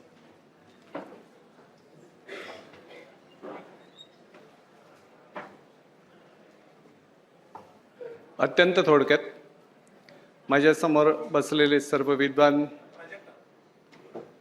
चिकित्सक researcher पदेशास्त्रींनी जे शेवटचं वाक्य सांगितलं की आतापर्यंत मी माझं काम केलं, पुढचं काम तुम्ही करायचं आहे. आज मला जाणवतंय की इथे निमाची मंडळी आहेत, आयुर्वेद व्यासपीठाची मंडळी आहेत, वैद्यसभेची मंडळी आहेत आणि रमा मॅडम सारखे वेगळ्या पॅथीचे आणि तरीसुद्धा आयुर्वेदामध्ये काम करणारी मंडळी आहेत. हा संवाद आहे. बरेचदा आपल्याला वाद दिसतो असतो, पण त्याच्याहीपेक्षा संवाद जास्त मुख्य असतो. आज जेव्हा राऊत सर बोलत होते, अनेक लोकांची, गुरुवर्यांची त्यांनी नावं घेतली. त्याच्यामध्ये अंतरकर सर होते, अशोक वैद्य सर होते, आणि यांच्याशी कधी ना कधीतरी माझा संबंध वेगवेगळ्या कारणांनी आला होता. लहान होतो, विद्यार्थी होतो, आणि तरी एक सांगू का तुम्हाला की ज्या वेळेला आपण आपल्या सिलेबसला क्वेश्चन मार्क का हा शब्द विचारतो, त्यावेळेला रिसर्चर जन्माला येतो. रिसर्च उगाच होत नाही, आपण ठरवलं म्हणून होत नाही. आत्ता माझ्या घरात ऑफिशियली, म्हणजे मगाशी नूतनावर नाव अनेकदा घेतलं गेलं, माझी पत्नी रिसर्चमध्ये आहे आणि मी क्लिनिशियन आहे, चिकित्सक आहे. इथे वाद असतो की ती विचार करताना त्याचा रिसर्च म्हणून विचार करते, आणि मी माझ्या पेशंटला बरं वाटून माझा उदरनिर्वाह कसा होईल याचा विचार करतो, कारण मला फंडिंग नसतं. मला त्याला रिझल्ट द्यावाच लागतो. मग मी कधीतरी असे प्रश्न विचारतो की असा पेशंट आहे, या पेशंटमध्ये मी पुनर्नवादी देऊ, पुनर्नवाष्टक देऊ, पुनर्नवा घन देऊ, पुनर्नवा गुगुळ देऊ, काय सांगतो तुमचा रिसर्च? त्यावेळेला माझ्या डोक्यात मी आधी ट्रीट केलेले पेशंट असतात, या अवस्थेमध्ये मला हे एवढंच नेमकं द्यायचं आहे की ज्याच्यामध्ये मला 5 रुपयाचं औषध द्यायचं आणि 100 रुपये कमवायचे, कारण 95 रुपये ही माझ्या जगण्याची आवश्यकता आहे. त्याच्यामुळे चिकित्सक मोठा की रिसर्चर मोठा या विसंवादामध्ये आपण जायचं नाही. तुम्ही आम्हाला काहीतरी शिकवायला पाहिजे, आणि निश्चितपणे आमच्याकडून तुम्हीही काहीतरी शिकायला पाहिजे. याचं कारण असं की शेवटी कन्सल्टंट पण नाही, जनरल प्रॅक्टिशनर हा खूप मोठा असतो, कारण त्याला नेमकं कळतं की ही केस आपल्या हातात घेऊ नये, ही कन्सल्टंटकडे ढकलावी. हे आपल्याला झेपणारी नाही आहे. हे कळणं सुद्धा तेवढंच महत्त्वाचं असतं, नाही का? त्याच्यामुळे आज इथे बरेच क्षेत्रातले काम केलेली मंडळी आहेत. HB सिंग सर आहेत, सरांचं काम आहे. अंतरकर सरांचं एकदा मी ऐकलं होतं की हो, ते संशमनी वटी 8-8, 16-16 संशमनी, बरोबर ना सर? 8-8, 16-16 संशमनी वटी द्यायचे. मी बाबा जळूकरांचं लेक्चर ऐकलेलं आहे, त्याच्यातून काहीतरी वेगळं मिळालं आहे. मी ज्या वेळेला आरोग्यात्री ह्या मॅगझिनचा संपादक होतो, त्यावेळेला मला मन या विषयावरती अंक काढायचा होता. तेव्हा मी अशोक वैद्य सरांकडे गेलो आणि मी त्यांना सांगितलं की मला या वर्षीच्या दिवाळीला मन ह्या विषयावरती विशेष अंक काढायचा आहे. ते आतमध्ये गेले आणि त्यांनी एवढं मोठं पुस्तक मला आणून दिलं की ज्याचं वाचन सोडा, वजनही पेलवणं मला कठीण होतं. मग मी त्यांना प्रांजळपणे सांगितलं की मला या दिवाळीला काढायचं आहे, माझ्याकडे काही खूप दिवाळ्या नाही आहेत. मग ते म्हणाले ठीक आहे, तू काय केलंयस ते मला दाखव. एकच व्यक्ती की ज्यांचा आयुर्वेदावरती आणि मॉडर्न मेडिसिनवरती उत्कृष्ट कमांड होता, म्हणजे त्यांच्या पायाकडे बसायची पण पात्रता नाही. त्यांनी बघितलं ते, त्यांनी मला सांगितलं हे बरोबर लिहिलेलं आहेस. मन विशेषांक काढला, चांगला गाजला. त्यावेळेला आम्ही तिघे फोन बंद करून, कामत सर, नाडकणी सर आणि मी, म्हणजे बघा हा प्रथा कुठून सुरू झाली. पोद्दारचे अंतरकर सर, त्यांचे विद्यार्थी कामत सर इकडे आल्यानंतर त्यांचे इकडचे HOD साने सर, असं सगळ्यांचं सार आम्हाला कामत सरांकडे मिळालं. आणि त्यावेळेला सुद्धा असे HOD मिळाले की ज्यांना आम्ही थेट प्रश्न विचारू शकत होतो. आणि 2 बंडखोर विद्यार्थी हे सरांकडे होते की ज्या वेळेला एकाला वाटायचं की इथे एकांग वीर वापरायला पाहिजे आणि दुसऱ्याला वाटत होतं की इथे वातविध्वंस वापरायला पाहिजे. एक मी होतो, एक नाडकर्णी होते. आम्ही मित्र, आणि तरीसुद्धा विचारांमध्ये फरक होता. त्याचे काही विचार होते, माझे काही विचार होते. पेशंटना मिळणारा रिझल्ट सेम होता आणि तो का होता हे माहीत नाही. जनरल प्रॅक्टिशनर म्हणतात की ठणकावून सांगितलं ना की तू बरा होणार म्हणून, मग त्याला काही दिलं तरी तो बरा होतो. कन्सल्टंटला असं म्हणून चालत नाही, त्याला कारणं त्याची द्यावी लागतात. तिथपासून अंतरकर सरांपासून ते नाडकर्णींपर्यंत सगळ्यांकडून मी शिकत गेलो. त्यांनी काय दिलं हे कधीच बघितलं नाही. त्यांनी ते का दिलं याचा विचार करत गेलो. थोडासा रिसर्चर माझ्यामध्ये पण आहे, तसं म्हणायला मला माझं स्वतःला म्हणायला काही हरकत नाही. आपलीच पाठ आपण तुपटून घेतली की चालतं, दुसऱ्यांनी म्हणण्याची काय आवश्यकता नसते. थोडक्यात आजच्या लेक्चरमध्ये सरांनी एवढं दिलं आणि ते मला एकसारखे टार्गेट करत होते की पुढे तुला लेक्चर ऐकायचं की नाही ऐकायचं.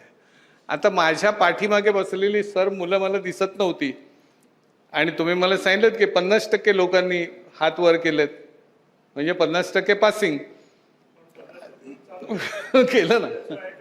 हो, पण तुमच्याकडे एवढं ज्ञान आहे, तुमचा एवढा अनुभव आहे, हा आमच्या मुलांच्या निदान आमच्या मुलांचं असं म्हणत नाही, आमच्या स्वतःचं मेंदू फार छोटा आहे. त्याच्यामुळे ते एका एवढ्या लेक्चरमध्ये ते सगळं आतमध्ये स्टोअर करणं कठीण आहे. तुम्ही वारंवार यावं सगळ्या लोकांनी की जे काम करतात ते. सायन्सचे दरवाजे असं मी म्हणणार नाही, सायन हे तुमच्या सगळ्यांचं आहे, ते ज्ञानी माणसांचं आहे. पदे शास्त्रींचा आयुर्विद्या प्रसारक मंडळाशी संबंध होता, हे कॉलेज निर्मितीमध्ये त्यांचा सहभाग होता. अशा अनेक मोठ्या मंडळींनी येऊन ही संस्था निर्माण केली. आताची जी मंडळी आहेत, म्हणजे आम्लपित्त मिश्रणाचं म्हणा किंवा हरिद्रा या विषयावरती केलेलं काम म्हणा, आमची ही टीम जी आहे ही टीमसुद्धा त्याच ऊर्जेने काम करते. त्यांनी अधिकाधिक काम करावं. आजचं लेक्चर हे फक्त आपण एक दिन साजरा करतो म्हणून आपण करू नये, त्याच्यातून आपल्याला काहीतरी मिळत जावं हे आपण नक्की बघूया. चांगले चांगले लेक्चरर्स येतील त्यावेळेला आजच्यासारखं आपण त्यांचं भाषण जे आहे, वक्तव्य जे आहे, हे शांतपणे ऐकूया, त्याच्यावर विचार करूया. आज झाल्याबरोबर टाळ्या तर निश्चित माझ्या भाषणाला नाही, सरांच्या प्रेझेंटेशनला, पण घरी गेल्यानंतर ते एवढं जे काही बोलले तेवढं त्यांनी किती वर्ष काम केलेलं आहे हे बघायला पाहिजे. वैद्य सरांचं एक वाक्य मला आठवतं की ज्या वेळेला मला शिकायचं होतं त्यावेळेला मी अंतरकरजींच्या पायाकडे बसून शिकलो आहे. केवढी मोठी गोष्ट आहे.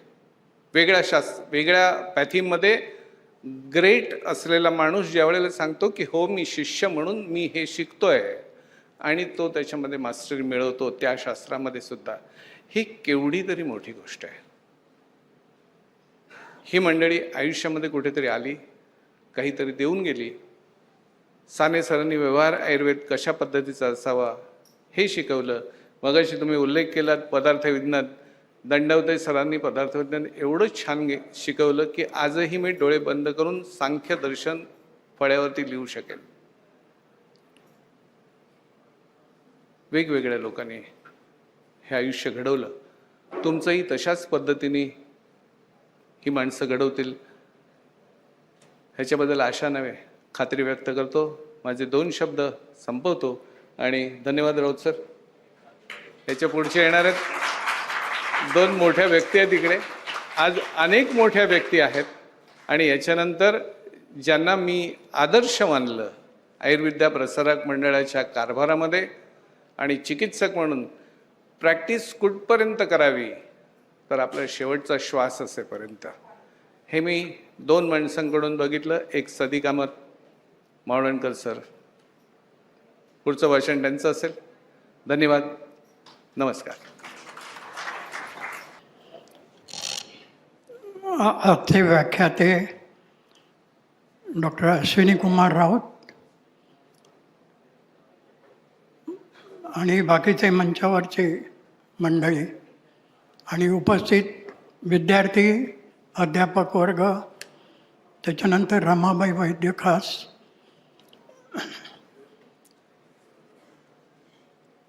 वैद्य शंकर दाजीशास्त्री पदे अवघ्या 42 वर्षाच्या कारकिर्दीत त्यांनी प्रचंड आयुर्वेदासाठी काम करून ठेवलेलं आहे. एक महान व्यक्तिमत्व होतं ते. त्यांनी आपली सुरुवात संघटना बांधण्याचं काम करून केली. त्यानंतर 3 त्यांच्याकडे उद्दिष्ट होती. त्याच्यामध्ये आयुर्वेद शिक्षणाचा प्रसार करणं, आयुर्वेद विद्यालय स्थापन करणं आणि आयुर्वेदाच्या सामर्थ्याबद्दल लोकजागृती करणं. आणि त्याच्यासाठी त्यांनी निरनिराळे मंडळ स्थापन केली. नियतकालिकामधून लेख दिले, चर्चासत्र आयोजित केली, परिषदा आयोजित केल्या. आणि नुसतं हे झालं नाही तर टोपण नावाने त्यांनी 4 टोपण नावं घेऊन त्यांनी लेख लिहिले. म्हणजे बघा किती त्यांनी मेहनत घेतलेली होती. राजवैद्य आणि आर्यभिषक हे 2 मासिकं चालू केली. 75पेक्षा अधिक ग्रंथसंपदा त्यांच्या नावावर आहे आणि 700 आयुर्वेदिक ग्रंथांची सूची त्यांनी तयार केलेली होती.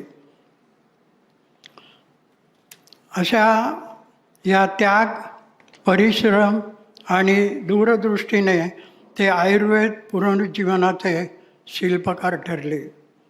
आणि अशा महनीय व्यक्तीच्या कडून आपल्याला प्रेरणा, स्फूर्ती अशी मिळणं आणि हे सुद्धा प्रगती साधण्यासाठी म्हणून आपण स्मृती व्याख्यानमाला ठेवतो. आणि त्याच्यामध्ये आजचे वैद्य अश्विनी कुमार राऊत यांचं जे व्याख्यान ठेवलेलं होतं ते या आयुर्वेद संशोधनासाठी या विषयावर त्यांनी खास आज बोललेले आहेत. ते नंतर बघू आपण.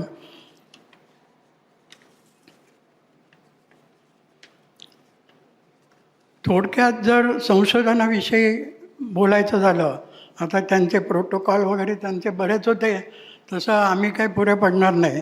पण आयुर्वेदीय औषधांवर संशोधन चालू आहे. त्यांची कार्यपद्धती आधुनिक विज्ञानाप्रमाणे तपासली जात आहे. क्वालिटी कंट्रोल कसं करता येईल ते पाहिलं जातं. कॅन्सरसारख्या दुर्धर आजारावर आयुर्वेदिक औषधांचे परिणाम तपासले जात आहेत. योग, प्राणायाम, मंत्रचिकित्सा यांनाही आता वैज्ञानिक बैठक मिळालेली आहे.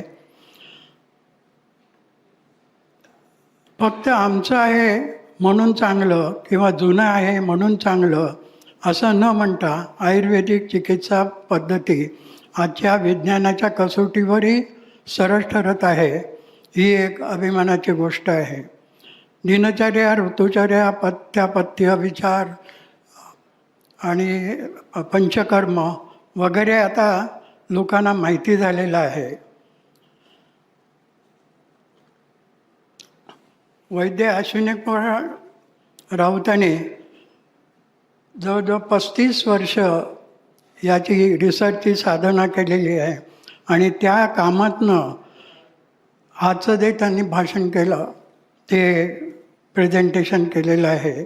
त्या अभ्यासामुळे ते एक सायंटिस्ट आणि सिन्सिअर क्लिनिशियन होतं. त्याने क्लिनिकल रिसर्चमधून एकांगी द्रव्याच्या विषयी बोलले. त्याचप्रमाणे त्यांनी स्टडी जो केला, जो भल्लातक आणि गुगुळ हे अतिशय उपयुक्त असं ज्ञान त्यांनी आपल्याला दिलेलं आहे. त्याबद्दल त्यांना मी धन्यवाद देतो आणि त्यांचं अभिनंदनही करतो की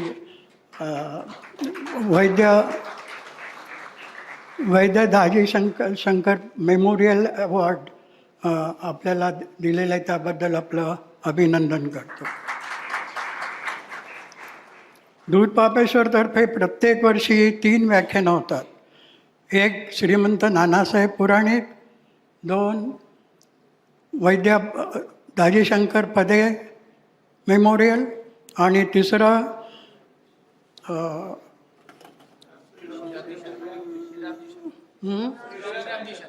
श्रीराम शर्मा, तिसरं श्रीराम शर्मा. आणि गेली 15 वर्ष सातत्याने ही व्याख्याने आयोजित करण्यात येतात. त्यात मुंबई वैद्यसभा आणि आयुर्विद्या प्रसारक मंडळ यांचा सहभाग असतो. दूधपापेश्वरतर्फे पहिल्यांदी सुरुवातीच्या काळामध्ये शैलेश नाडकर्णी यायचे, ते याचं आयोजन करायचे.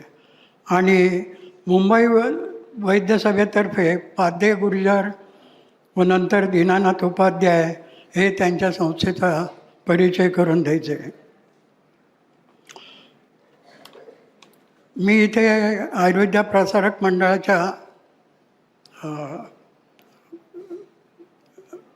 त्यांना मी एक विनंती करतो की आपल्याकडे एवढा चांगला AC हॉल आहे, तर दर महिन्याला एक लेक्चर तरी, कमीत कमी एक लेक्चर असं जर इथे आयोजित केलं तर बरं होईल असं मला वाटतं.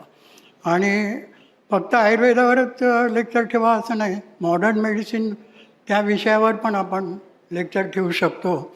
आणि त्याच्यामुळे स्टुडंट्सना, विद्यार्थ्यांना, अध्यापकांना आणि प्रॅक्टिशनर्सना फायदा होऊ शकतो. दूधपापेश्वरने लावलेली ही ज्ञानाची ज्योत निरंतर तेवत राहो अशी मी धन्वंतरी चरणी प्रार्थना करतो. आपल्या सगळ्यांना धन्यवाद देतो. धन्यवाद.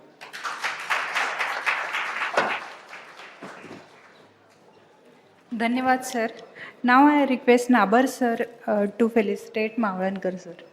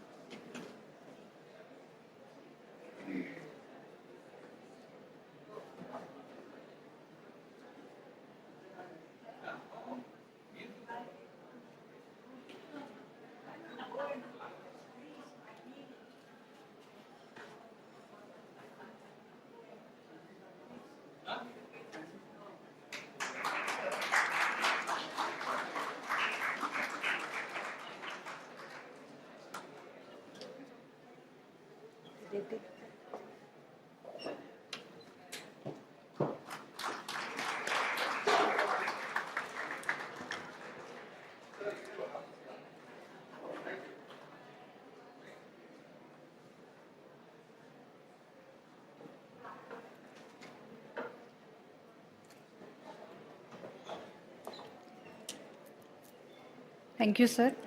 As it is said, a session never ends without sheer appreciation. I would request our respected Principal More sir to kindly give a vote of thanks.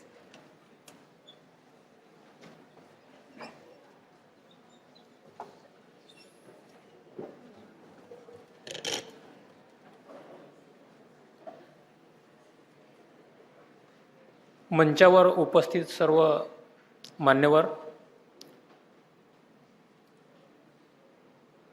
आमच्या संस्थेचे माजी कोषाध्यक्ष आणि आजच्या या सभेचे अध्यक्ष श्री डॉक्टर मावळणकर सर यांचा मी सर्वप्रथम आभारी आहे की त्यांनी, हे 2 माणसं मी असे बघितले, 2 किंवा जास्त असतील, पण माझ्या जवळचे जे की एकतर नागराळ सर आणि मावळणकर सर, म्हणजे अगदी या वयापर्यंतसुद्धा प्रत्येक लेक्चरला, प्रत्येक ठिकाणी, मग ते कुठेही असो मुंबईमध्ये, ते जातीने उपस्थित राहतात.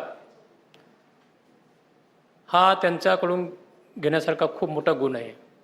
सर, आपण या ठिकाणी आलात आणि आम्हाला मार्गदर्शन केलं, त्याबद्दल सर्वप्रथम मी आपला आभारी आहे. आजचे स्पीकर, वक्ते अश्विन राऊत सर, ज्यांनी आपल्याला या संशोधनाची दिशा दाखवली आणि निश्चितपणे पदव्युत्तर विद्यार्थी आणि आपले मार्गदर्शक, पदव्युत्तर मार्गदर्शक आणि अध्यापक सर्वांनाच ही एक मेजवानी ठरली आणि याची दिशा घेऊन नक्कीच आपल्या विद्यार्थ्यांच्या गुणामध्ये वाढ झालेली असणार आहे आणि याचा फायदा निश्चितपणे आपल्या संशोधनासाठी होईल, यात तिळमात्र शंका नाही. त्याबद्दल मी संस्थेच्या वतीने त्यांचा आभारी आहे. आपल्या संस्थेचे कोषाध्यक्ष श्याम नाबर सर यांनी सुद्धा वेळात वेळ काढून आपल्याला मुलाचं मार्गदर्शन केलं, ते आपलेच आहेत. आपण आपले आभार मानावे, संयुक्तिक नाही, परंतु त्यांनी आपला वेळ दिला, बहुमूल्य वेळ दिला, त्याबद्दल त्यांचा आभारी आहे. डॉक्टर पाताडे सर यांनी सुद्धा प्रत्येक कार्यक्रमाला आपली उपस्थिती दर्शवतात, तसेच मार्गदर्शन करतात, त्यांचा मी आभारी आहे. आजच्या या सभागृहामध्ये विशेषत्वाने उपस्थित असलेले डॉक्टर रमा वैद्य मॅडम, कदम सर, नूतन नाबर मॅडम, कुलकर्णी सर, सिंग सर आणि डॉक्टर पाटणकर सर, या सर्वांचा मी या ठिकाणी आभार व्यक्त करतो.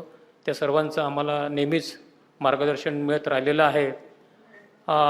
विशेषतः जोशी मॅडममधनं गेल्यात वाटते, पण जोशी मॅडमचा आणि आमच्या सायन परिवाराचा बऱ्याच दिवसापासूनचा ऋणानुबंध आहे.